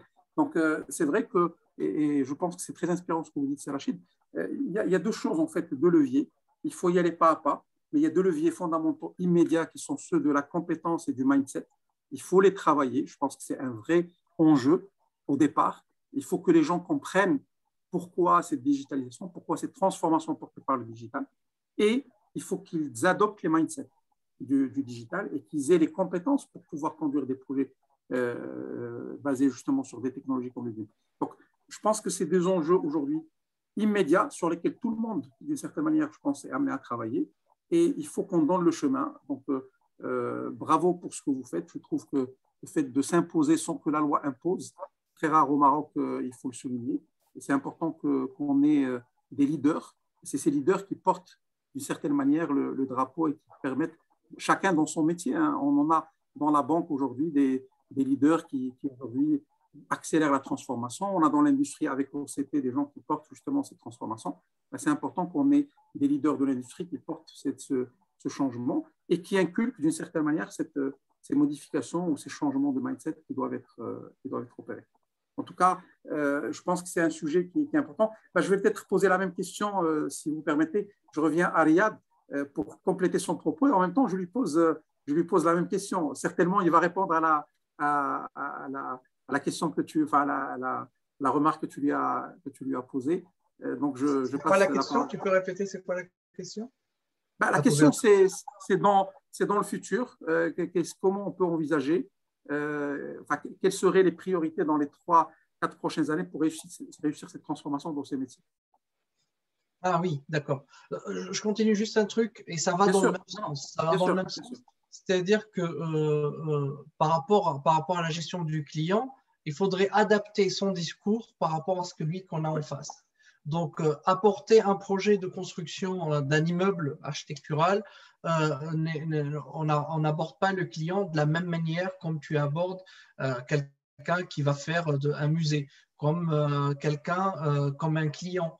Un client qui est spécialisé, qui va faire, par exemple, on parlait avec Rachid avec les barrages, vous n'allez pas lui parler, BIM. Quelqu'un qui va faire une autoroute, vous n'allez pas lui parler BIM en temps pour la maquette numérique. Donc, adapter le discours, et ça, je pense qu'il y a un manque de formation très important autour de ça. Donc, la partie conseil, faire des formations pour l'infrastructure, faire des formations BIM infrastructure, BIM pour les barrages, BIM pour tout ce qui est hydraulique, c'est différent. Aborder un projet de la construction, par exemple, d'un musée, d'un hôpital, d'un hôtel, d'une ville, c'est différent. Donc, je pense qu'il y a un discours uniforme et générique aujourd'hui qu'il faudrait dépasser. On parle après par rapport à tes questions de futur. Donc, aujourd'hui, le même discours, il est adapté à tout le monde. D'accord ? Je pense que par rapport à le mode de transmission d'informations, à le mode de communication, on doit aborder aussi que le client que tu as en face, tu lui parles autrement, tu lui parles finance, tu lui parles gestion de données, tu lui parles de rentabilité, tu lui parles de retour sur investissement. Si tu lui dis le BIM, c'est la maquette 3D, il va fermer la porte derrière toi et dire j'ai rien à écouter. Donc, j'allais dire tout à l'heure le côté obscur de la force. Il y a 3 métiers qu'on connaît mal en tant que professionnel de la construction. C'est tout ce qui est facility management, qui est l'entretien de bâtiments quotidiens. L'asset management, c'est la gestion des actifs. Et le property management, c'est le patrimoine immobilier. Ça, on les connaît mal. Donc, du coup, ceux qu'on a en face dans les administrations des ministères, ils sont formés dans ce domaine-là. Tu ne peux pas leur dire « je vous apporte le BIM et la digitalisation pour vous apporter une maquette 3D ». S'en fiche. Aujourd'hui, la digitalisation, on a parlé, c'est la 0 et le 1. Donc, les accompagner, mais comme disait Rachid, il faut commencer déjà. Je commence toujours mes conférences et mes formations avec la phrase de Gandhi qui dit « soyez le changement que vous voulez voir dans le monde ». Donc, commençons, chacun commence par soi-même. Chacun fait l'initiative tout seul d'aller dans ce sens-là. Je veux aller dans le BIM, je veux que ça soit généralisé. D'accord, commence par nous déjà, mettons les règles et les procédures dans mon petit bureau d'architecture ou dans mon petit bureau d'ingénierie. Si chacun, après, dans un nouveau projet, vous avez trouvé un collaborateur, ingénieur en structure, ingénieur en mécanique, un client qui parle de même langage, ça va évoluer, ça va faire un effet toile d'araignée, un effet champignon, et tout le monde va s'y mettre. Donc, chacun déjà commence, ce qu'a fait Novec, chacun commence par à se transformer lui-même. Il faut nettoyer Dark, si chacun nettoie devant chez soi, la ville sera propre. C'est exactement le même principe. D'accord ? Donc, c'était dur pour avoir une corporation qui se mette tous d'accord sur certaines réglementations, d'accord ? Mais il faudrait que les uns et les autres parlent le même langage. Et de ce langage-là, donc il faudrait former au maximum, conseiller le client d'une certaine manière, parce que ça va être lui la clé. C'est-à-dire aujourd'hui, s'il n'y a pas d'obligation, certes, on peut s'améliorer, on peut mettre les normes en face, mais chacun va suivre. Moi, je suis l'école, quelqu'un a parlé d'Italie tout à l'heure, voilà les normes, ce qui se passe en Italie, voilà les normes, ce qui se passe en Belgique, voilà les normes, ce qui se passe aux États-Unis. Et donc, on va avoir une certaine cacophonie. Donc, c'est à un certain moment, avec les donneurs d'ordre d'État, il faudrait uniformiser, avoir un glossaire unique, une façon de parler unique, une façon internationale unique. Comme ça, si on a l'avantage de travailler sur des projets internationaux, tu es à Dubaï, que tu travailles à Dubaï, ou que tu travailles au Qatar, ou que tu travailles au Koweït, tu travailles aux États-Unis, en Australie, vous n'aurez pas de mal à vous adapter.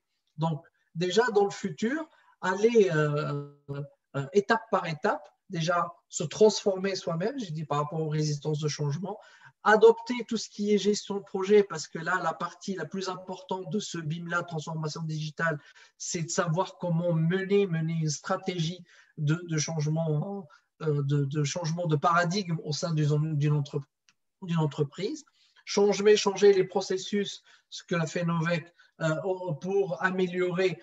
On sait faire. Ils savent faire, on sait faire depuis des années, ils ont 60 ans, on a les mêmes processus, mais aujourd'hui, apporter la touche digitale pour améliorer le processus. On ne veut pas faire table rase de ce qui a été fait et dire, voilà, on est plus intelligent et on change tout. Non, on a une base, on a un vécu, on a un historique, on a un savoir-faire, c'est améliorer les éléments petit à petit. Donc ça, c'est un petit peu dans le futur. Il faut aller étape par étape. Il ne faut pas dire crier au loup, dire on est en retard, qui est assez catastrophique, parce que tout le monde est en retard d'une certaine manière. Il ne faut pas croire tout ce qu'on lit et tout ce qu'on voit. Donc, il faut être conscient de ça. Bien sûr. Alors, très bien, Riyad. Ce que je propose, je vais donner la main à Marwa pour réagir. Alors, je vais peut-être poser d'abord une question très spécifique. Est-ce qu'il n'y a pas des freins, justement, d'adoption qui sont liés à une logique, on va dire, presque corporatiste ou une logique, on va dire, de certains métiers dans ce domaine qui, d'une certaine manière, sont sur des rentes, sur une logique rentière. Est-ce qu'il n'y a pas un travail, justement, qui permettrait justement de changer ces statu quo qui est lié aux différents métiers ou au travail sur les différents écosystèmes de métiers? Et en même temps, je te repose la même question qui est de dire qu'est-ce qu'on fait sur les prochaines années pour aller de l'avant et pour accélérer ce qui peut être accéléré dans ce domaine. Alors, je vais peut-être répondre à la seconde, parce que la première, je vais essayer de répondre aussi, si tu permets. Je vais faire à l'envers. Pour poursuivre ce qu'ont dit les deux interlocuteurs, les deux intervenants avant moi, donc je voulais juste vous dire que un bâtiment malade, il coûte aux contribuables aussi. Pour la ville, c'est des nuisances, il est énergivore, il y a des dégâts, et aussi l'esthétique pour une ville qui veut être belle et touristique, puisque tu es à Dubaï. Donc, imagine un bâtiment malade, c'est vraiment terrible et c'est coûteux. Hein. Alors, effectivement, comme on l'a dit, bien sûr, on ne va pas obliger les gens pour une villa à faire le BIM, on est bien d'accord, bien que ce serait l'idéal. Hein. Nous, par exemple, ça, l'exemple de la villa, je l'ai dit tout à l'heure rapidement, mais nous avons de grands projets urbains. Nous avons des grands projets urbains et nous travaillons aussi à l'étranger. Quand nous avons un client, je parle du cabinet aussi familial, quand nous sommes à l'étranger, que ce soit, dès qu'on sort du Maroc, ils arrivent à croire quand tu leur dis, voilà, à quoi ça va servir, le BIM, etc. Donc, ils y vont. Là, nous avons un complexe hôtelier à Dar Bouazza qui est énorme, avec je ne vous dis pas des appart-hôtels, mais un projet immense. Ils ne veulent pas y aller. Pourquoi? Combien ça va coûter? Le client, il sort toujours cette histoire de combien ça va coûter, qu'il ait les moyens ou pas. Pour lui, c'est toujours le minimum. Donc, il faut vraiment changer les mentalités, même si j'ai dit tout à l'heure, j'insiste.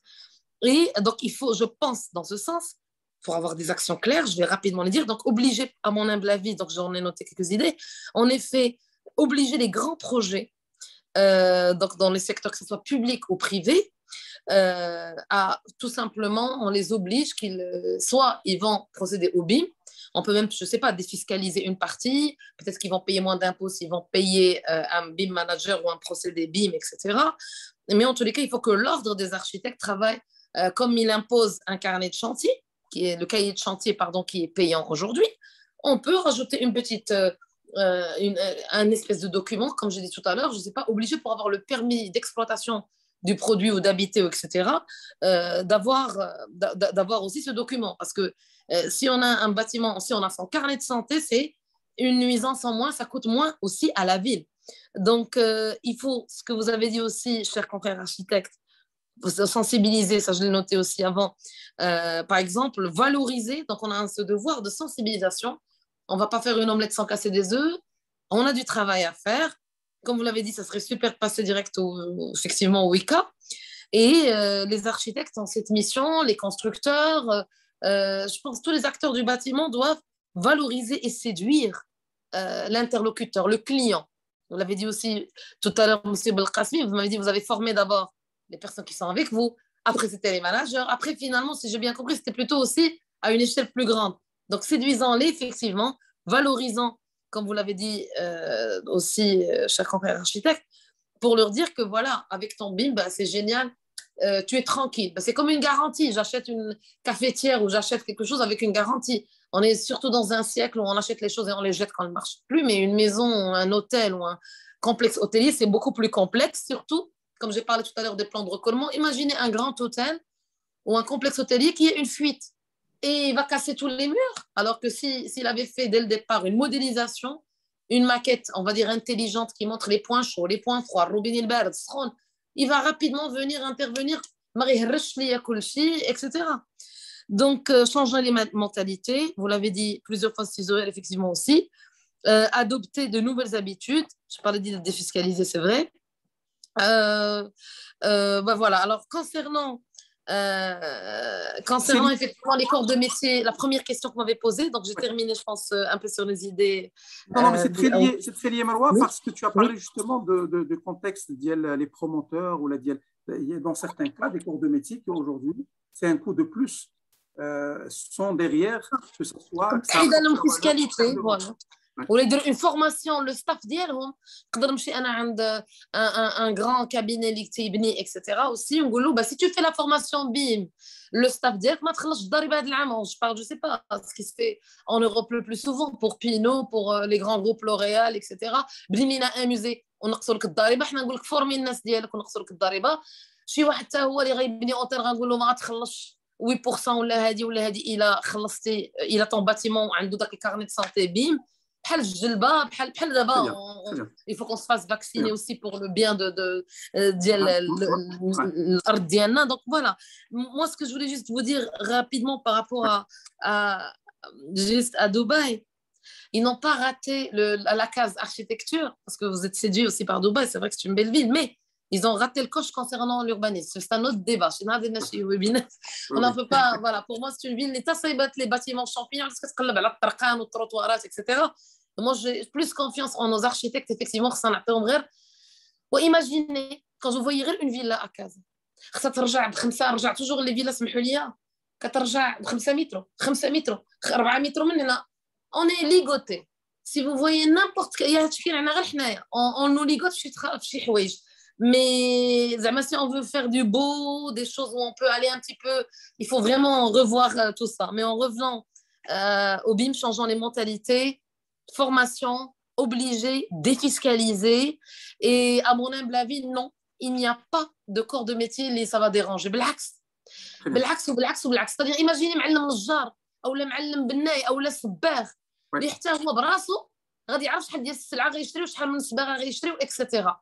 بالعكس حتى باغي الفلو كلشي باغي يعرف شحال غادي يجيب ديال الحوايج النجار تا هو الا خسر شي حاجه غادي يعرف فين غادي يجيب جو سي با كوا donc croyez-moi je pense que ça va séduire tout le monde mais là par contre il faut former et à ce moment-là même au niveau de l'OSPPT j'ai terminé j'étais longue. Merci beaucoup Maroua. Deux mots clés, la formation, la défiscalisation. Je pense que c'est une bonne proposition, il faut qu'on y réfléchisse mais il faut trouver des initiatives autres entre parenthèses que naturelles pour pouvoir justement pousser à cette accélération. Je termine avec toi, Aïcha. Et le hackathon avec les bonnes personnes. Trouver encore des idées. J'espère, Inch'Allah, qu'on aura l'occasion aussi d'innover, de trouver effectivement d'autres idées. Un hackathon peut être quelque chose. De toute façon, je pense qu'aujourd'hui, il y a aussi cette question de comment conduire cette innovation. Le mindset ne peut pas changer tout seul, ne peut pas changer qu'avec de la formation. Il faut aussi, d'une certaine manière, faire des expériences réelles où on innove, on fait des choses différentes, on digitalise, etc. Je vais terminer avec Aïcha. Je suis désolé, je vais te demander d'être courte parce qu'on a besoin quand même d'ouvrir 5 à 10 minutes de débat. Donc, quelles sont tes conclusions? Quel serait le futur quelles seraient les actions à faire dans le futur, dans les 3 à 5 prochaines années pour justement accélérer cette digitalisation du secteur? Ok, d'accord. Donc, merci beaucoup pour cette question parce que donc, le futur de la digitalisation nous intéresse et il doit nous intéresser. Donc, avant de partir sur ce sujet, j'aimerais bien rapidement souligner une chose. Donc, actuellement, donc, la crise mondiale pandémique de Covid a obligé en fait tout le monde à se confronter à la digitalisation. Et dans le cadre de la transformation numérique, donc on ne parle pas que des logiciels, des outils et des technologies. Donc, c'est un cadre que la plupart d'entre vous l'avez déjà souligné. Donc, en fait, c'est les rapports intergroupes traditionnels qui changent. Donc, pour donner de la place plus au partage, la collaboration et la communication que j'avais déjà expliqué tout à l'heure. Donc, pour que l'ensemble, en fait, actuellement déjà, l'ensemble des acteurs du secteur sont unanimes sur le potentiel que représente la transformation digitale. Donc, à savoir donc, les méthodes de travail performantes, l'optimisation généralement des tâches à faible valeur ajoutée, l'automatisation des tâches répétitives et bon, bien sûr, donc c'est une façon, en fait, une option, en fait, donc, pour créer, en fait, c'est une occasion, en fait, excusez-moi, pour créer de nouvelles prestations numériques. Donc, ça, c'est l'actuel en fait, du numérique, de la transformation numérique. Donc, on ajoute aussi une chose, un point qui est très, très intéressant, c'est le secteur en fait, de la construction comme secteur. Donc, c'est un secteur, il faut l'inclure en fait, parce que économiquement parlant, bon, le secteur de la construction, c'est un mis en fait, il emploie environ un million en fait, d'employés représentant, qui représente 10% de la population active et qui représente finalement 9% du PIB. Donc, je veux en revenir c'est de dire que, en fait, c'est un secteur clé, on est tous d'accord, bien sûr, et comment aller de l'avant pour, bien sûr, dans le futur. Le fait d'abord, donc je commence par ce qui a été en fait dit, donc selon la Commission des Nations Unies pour l'Afrique, donc il faut mettre en place une stratégie qui va prendre deux éléments stratégiques, à savoir investir dans le numérique et mettre en place des capacités industrielles locales. Donc, je vais revenir toujours sur les sujets qui ont été déjà, ou les points qui ont été déjà cités. Ça veut dire qu'il faut accentuer les formations pour pouvoir réussir la transformation et tirer pleinement profit de cette transformation-là et de ses avantages. En fait, ça va nous permettre de relever en fait, les freins écosystémiques et placer par la suite, bien sûr, le Maroc comme un hub économique dans la région. Très bien, parfait, merci. C'est une très belle conclusion, Aïcha. Alors, je vais peut-être ouvrir le bal des questions. Alors, il y a déjà deux questions qui ont été posées dans le chat. Je pense que, alors, la première, en fait, concerne les sujets relatifs à la sécurité, la confidentialité et la propriété des données. Est-ce que ces sujets sont des sujets qui sont importants dans le contexte de projets de digitalisation dans le domaine de la construction? Je vais peut-être poser cette question à Serachid. Et il y a une deuxième question qui concerne en fait l'application du BIM aux anciennes constructions. Est-ce que c'est quelque chose qui peut, donc quelque part la digitalisation de l'ancien, de l'existant, est-ce que c'est quelque chose qui peut driver, on va dire l'avancement ou l'adoption du BIM dans le futur? Et je pose la question à Seriad et peut-être Marwa ou Aïcha. Donc, je commence par la première question avec Serachid. Bien sûr, si vous avez, je laisse aussi, si le public a d'autres questions, n'hésitez pas à les poser. Merci, Serachid. Par rapport à effectivement, c'est un point clé, la sécurité de la data. Aujourd'hui, en général, quand on parle du BIM, on parle du collaboratif et d'office. On est dans un monde de cloud.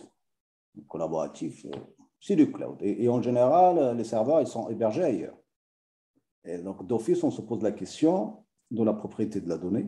Alors aujourd'hui, à l'échelle du groupe, on a mis en place, nous avons un data center. Donc, on travaille avec nos éditeurs pour que les solutions, les projets sur lesquels on travaille soient d'office hébergés au Maroc. C'est très compliqué.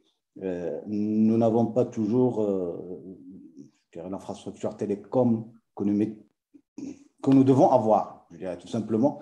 En général, quand vous parlez du BIM, Marwa le dira, sans doute, c'est Ahmed également, on est en train de parler de plans. Il faudrait les valider à distance. Ce n'est pas évident, il faut avoir d'excellentes connexions, avoir une infrastructure. Partout, au niveau des chantiers, rien qu'entre structures qui ont des réseaux filaires, etc. Donc, c'est assez compliqué. Maintenant, il y a effectivement l'autre aspect de l'hébergement de la donnée. Aujourd'hui, nous, on arrive à avancer parce que nous avons une taille suffisamment grande pour pouvoir demander aux éditeurs de le faire. Mais je crois que nous gagnerons à avoir des data centers à l'échelle nationale.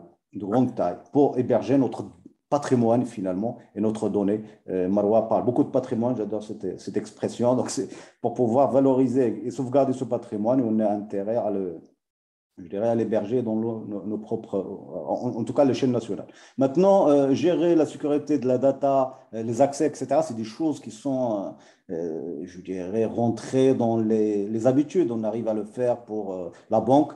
Je ne pense pas que la construction soit plus sensible que la banque. Maintenant, c'est l'hébergement de la data qui pose problème. Juste par rapport à la deuxième question sur la possibilité de faire du BIM, entre guillemets, pour l'ancien, bien évidemment, c'est quelque chose qui est totalement, je dirais, faisable techniquement. Nous, on est en train de l'expérimenter avec quelques bâtiments. Et tout à l'heure, je donnais l'exemple d'une autoroute. L'autoroute est déjà construite. Nous, on est en train de refaire l'ensemble du projet grâce à du BIM. Et ça a un intérêt en général pour l'exploitation et pour la gestion d'actifs. On peut, je dirais, faire du BIM, pas seulement pour construire, mais également pour de la gestion d'actifs. Pour maintenir. Voilà, merci beaucoup, c'est Rachid. C'est deux questions fondamentales. Alors, pour la première question, je pense que je vous rejoins. La question du cloud national est une question qui est fondamentale pour la digitalisation du pays de manière générale. Dans le métier de la construction, on a besoin d'avoir une vraie infrastructure je veux dire, solide, importante et qui permettrait justement d'héberger ce type d'application. On a besoin aussi d'éditeurs, on a besoin de start-up, de gens aussi qui développent des solutions en local, aussi pour avoir notre propre, on va dire, indépendance en termes de solutions dans ce domaine.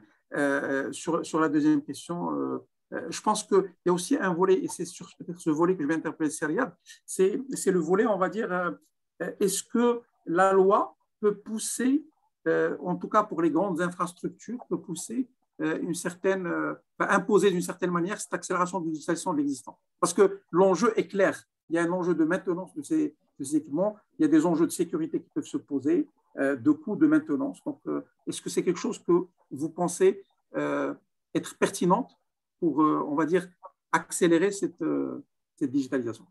Absolument. Donc là, il faudrait... il faut, grâce à des associations, grâce à regrouper les corporations, aller parler à des donneurs d'ordre.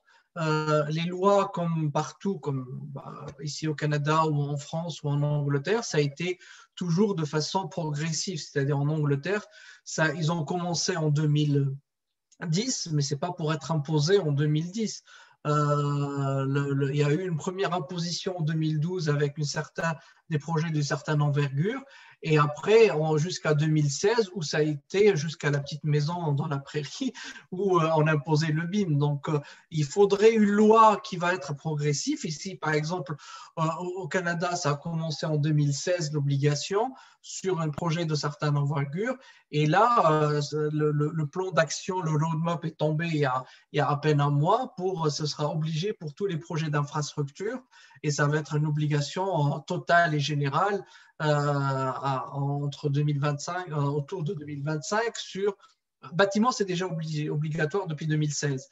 Donc jusqu'à 2022, donc ça va être sur l'ensemble des bâtiments donc de construction, et à partir de 2025, ça va être sur l'ensemble des bâtiments et infrastructures. Donc les routes, les ponts, tout doit être en BIM.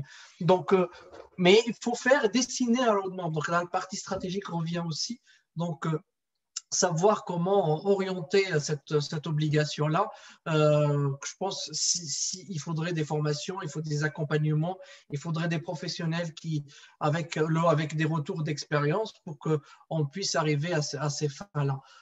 Pour tout ce qui est la question de la rénovation, absolument. C'est-à-dire mes tout premiers projets de BIM en France, c'était de la rénovation.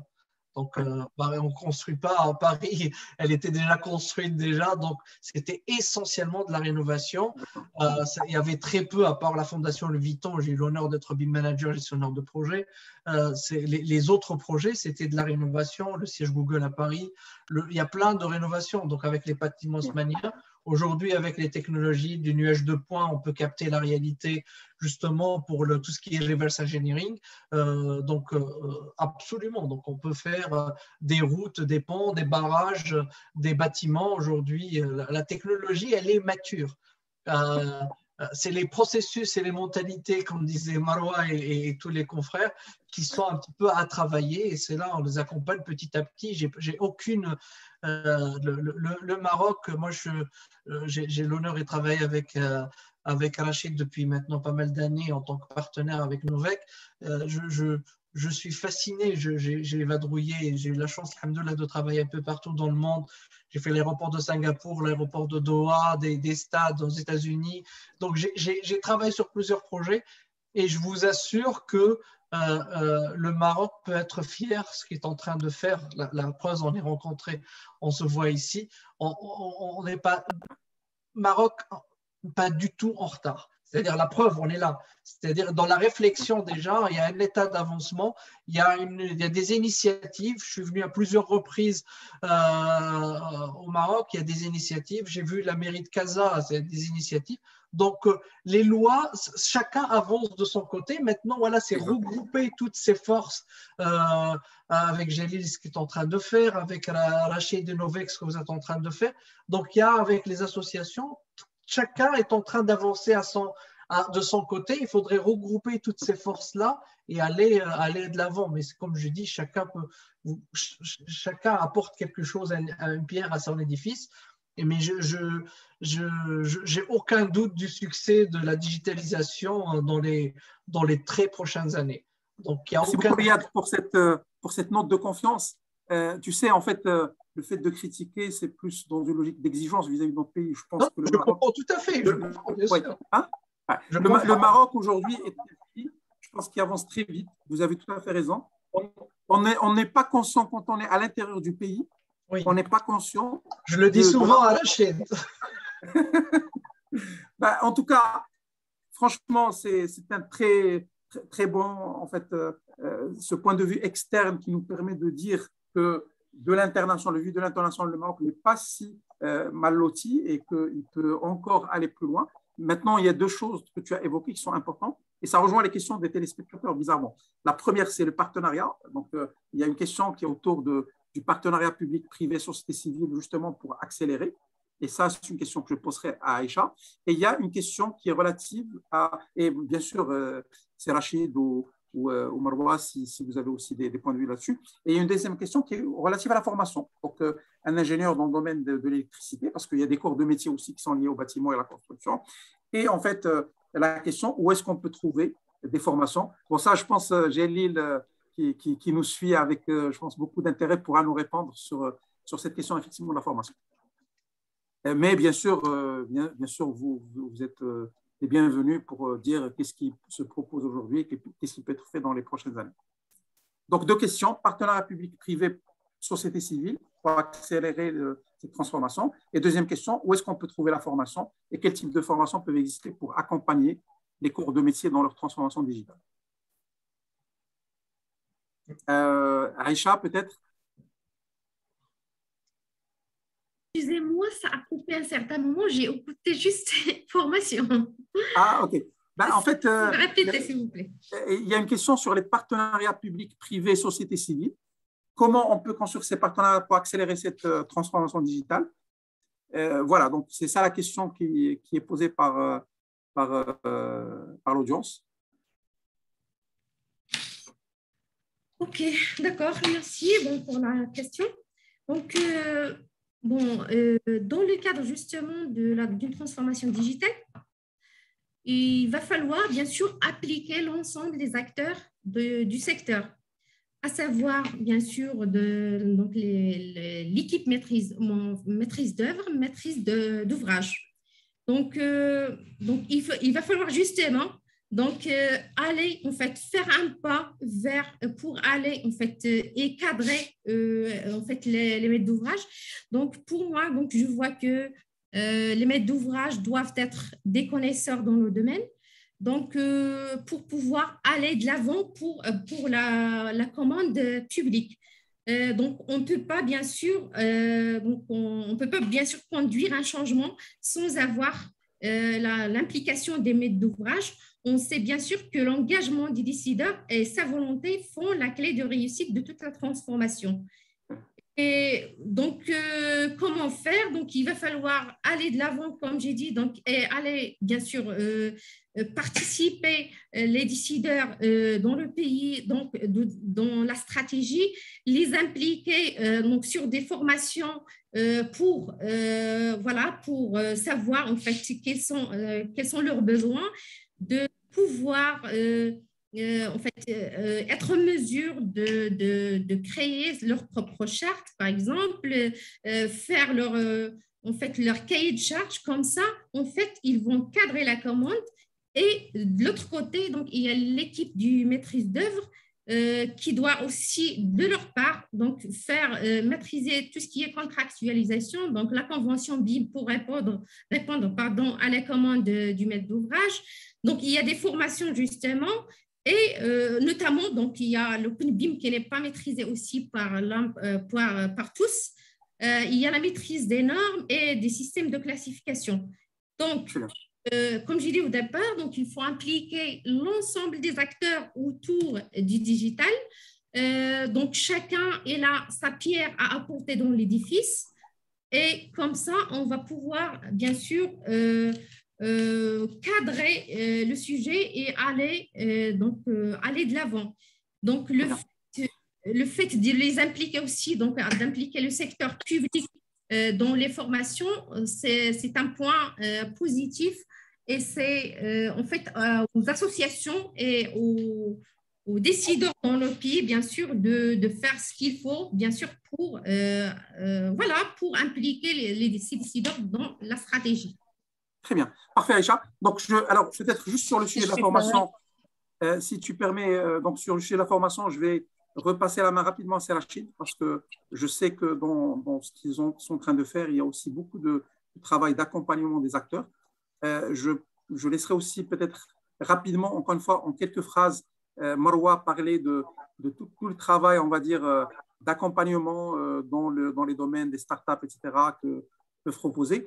Et je laisserai la main à Sijalil pour conclure, pour parler justement de ce sujet et comment aujourd'hui SLSK peut répondre aussi bien aux besoins des organismes que des individus en termes de formation dans ces domaines. Donc, c'est Rachid, Marwa et Jalil en une minute, si vous permettez. Alors, rapidement sur la formation, effectivement, nous avons à l'échelle nationale quelques intervenants, je dirais, de qualité sur la partie outils.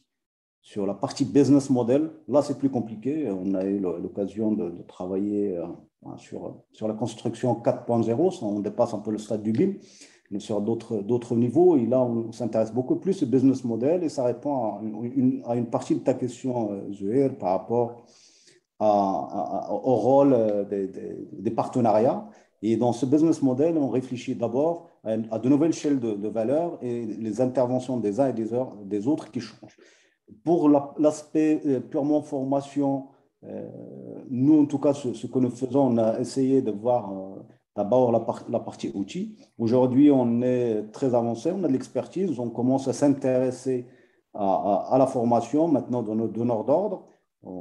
Avec Riyad et avec Jalil, on est en train de réfléchir sur des programmes de formation un peu avancés, logiquement, qui devraient, je dirais, intéresser beaucoup plus les maîtres d'ouvrage que les utilisateurs. Les utilisateurs, il y a énormément de formations qui sont offertes dans ce sens.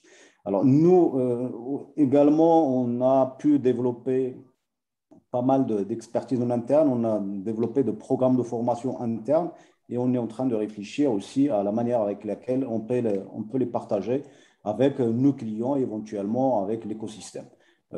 Par rapport aux associations, il y a deux grands intervenants éventuellement qui peuvent participer à la formation. Il y a bien évidemment l'Ordre des architectes, il y a la FMCI, qui est le cadre global, c'est la Fédération des ingénieurs dans le domaine du bâtiment, de la construction, qui peuvent être précurseurs pour pouvoir apporter des formations de grande qualité à des coûts réduits, notamment en utilisant le digital pour l'ensemble des corps de métier dans le domaine. Donc, voilà rapidement ce que je pourrais dire par rapport à ça. Parfait. Merci, Serachid. Marwa, s'il te plaît, en une minute. Pardon. Ouais. Au fait, moi, c'était pour compléter la question qui venait avant, mais voilà, c'est vraiment rapide. Et puis, je répondrai à la dernière question. Par question, mais je parlerai donc de Hack and Pitch. La formation, au fait, comme vous l'avez dit tout à l'heure, parce qu'il y a une personne qui a carrément, je pense, posé la question, qu'est-ce que je fais? Est-ce qu'il faut faire la formation? Effectivement, comme l'a dit Khasmi, je ne vais pas me répéter, mais vraiment, c'est intervenir sur toute la chaîne de valeur, parce qu'on ne peut pas quand même attendre de changer les mindsets pour avoir les bons ingénieurs ou les bons collaborateurs qui sont formés. Donc, il faut vraiment tout faire en même moment. Travailler sur le changement des mentalités pour que les clients puissent comprendre que pour un grand projet, c'est très important.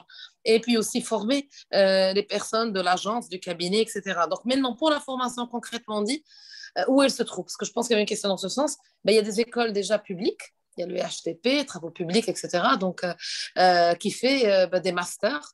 Et là aussi, je ne l'ai pas fait exprès, M. Belkhasmi l'a dit, on passe directement à Wika. Ce qui est beau chez nous, le jour où il y a eu l'entrepreneuriat, start-up, etc., du jour au lendemain, on a eu un master entrepreneuriat, start-up. Du jour au lendemain. Et là aussi, alhamdoulilah, voilà, comment être BIM manager, être formé au BIM. Ben, du jour au lendemain, là, c'est quelques mois, ben, c'est en train de foisonner. Il y a des écoles qui proposent ces formations. Et ce qui est bien, c'est qu'il y a des écoles étatiques. Donc maintenant, si vous n'avez pas un bac+3, sachez qu'il y a aussi d'autres dispositifs. Si vous avez un niveau bac, etc., il y a nos écoles techniques qui vous apprennent donc les métiers, donc les écoles de techniciens. Donc, alhamdoulilah, il y a vraiment le choix. Comme il y a des écoles privées, bien entendu, et de bonnes écoles, il y a de tout en tous les cas. Maintenant, juste pour clôturer, Hack and Pitch qui sillonne donc notre royaume, mais aussi présent sur les pays voisins de notre continent africain et aussi au-delà, donc d'autres pays subsahariens. Nous sommes ravis de faire nos hackathons Tech Innovation. Nous avons hâte de faire ensemble ce fameux hackathon BIM, donc plutôt comme ça, voilà. Donc toujours bâtiment, sans dire cette fois-ci architecte et métier de bâtiment. Donc c'est vraiment bâtiment et BIM. Et merci vivement pour ce très enrichissant débat. On n'a pas envie de partir, hein. d'ici, avec tes invités. Merci Maroua. Encore une fois, il y a eu de très bons retours de l'audience sur la qualité du débat. Merci encore à mes amis. Je vais vous donner dans quelques minutes un mot de la fin, mais vraiment une ou deux phrases. Je laisserai Jalil juste conclure sur le sujet de la formation et après une ou deux phrases pour conclure. Je sais qu'on est vraiment pris par le temps et on vous a pris beaucoup de votre temps. Merci encore pour votre présence avec nous. Si Jalil, le mot de la fin. Sur la formation, je vais être bref. Alors, nous, à SLSK, ce qu'on essaie de faire, c'est d'abord, et à travers ce webinaire aujourd'hui, on essaie de construire un écosystème de connaissances autour du sujet.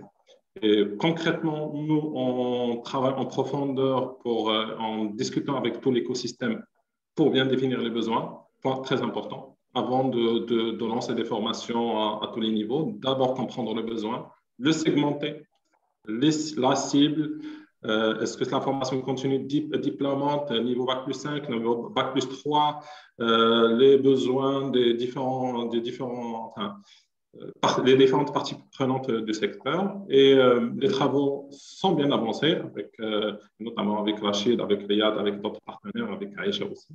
Et pour des segments différents, avec des produits adaptés à chaque segment. Donc, ce sera ou le diplôme de haut niveau, ou le diplôme, niveau, c'est diplôme au niveau master, ou diplôme type licence pro, ou des formations courtes, continues. Et dans quelques semaines, on va lancer notre premier produit de formation certifié autour du BIM. Voilà, pour faire rapide et simple. N'oubliez pas aussi que SLSK lance aussi donc, le MBA en stratégie de transformation digitale, donc en partenariat avec LMI. Je vous donne, donc, encore une fois, je suis vraiment désolé d'avoir pris beaucoup plus de temps que prévu. Le mot de la fin, en deux phrases, c'est Rachid.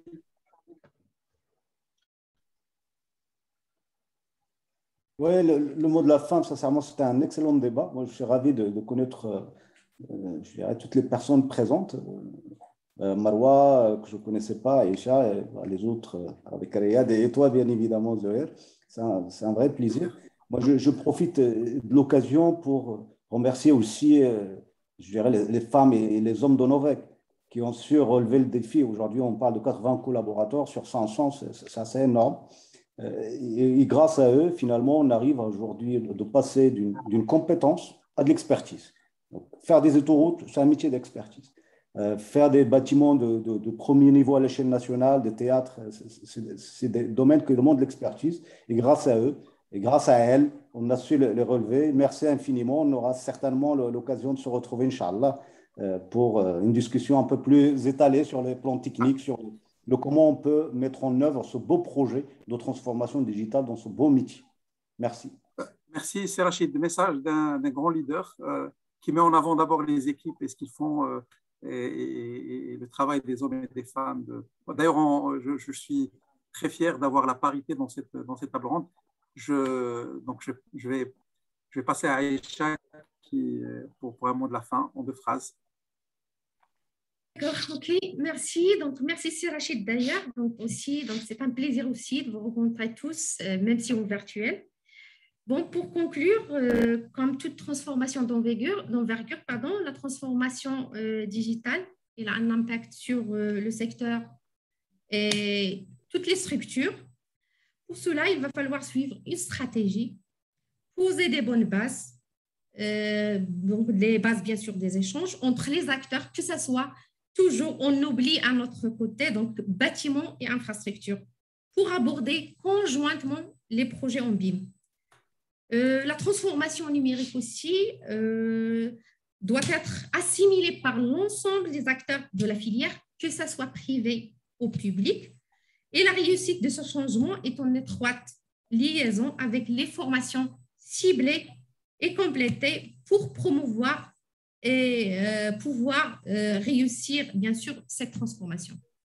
Voilà. Merci beaucoup, Aïcha. Merci. Riyad, pour un petit mot de la fin, merci encore de ta présence du Canada et de ton implication dans ce débat. Je sais qu'on vous a pris plus de temps que prévu, donc non, Zoher, c'est un plaisir et un honneur de participer avec vous. Donc, j'ai eu un grand plaisir d'écouter tous ces échanges hyper riches. Franchement, je ne suis pas déçu une seconde de cet état de l'enthousiasme qu'il y a et l'état d'avancement qu'on est en train de faire. Donc, le mot de la fin, c'est que chacun de notre côté, on est en train de mettre une pierre à l'édifice pour faire avancer les éléments, que ce soit par l'information, Novec et les différents acteurs. Donc, chacun rajoute les éléments, donc il faudrait y croire et continuer chacun dans son domaine.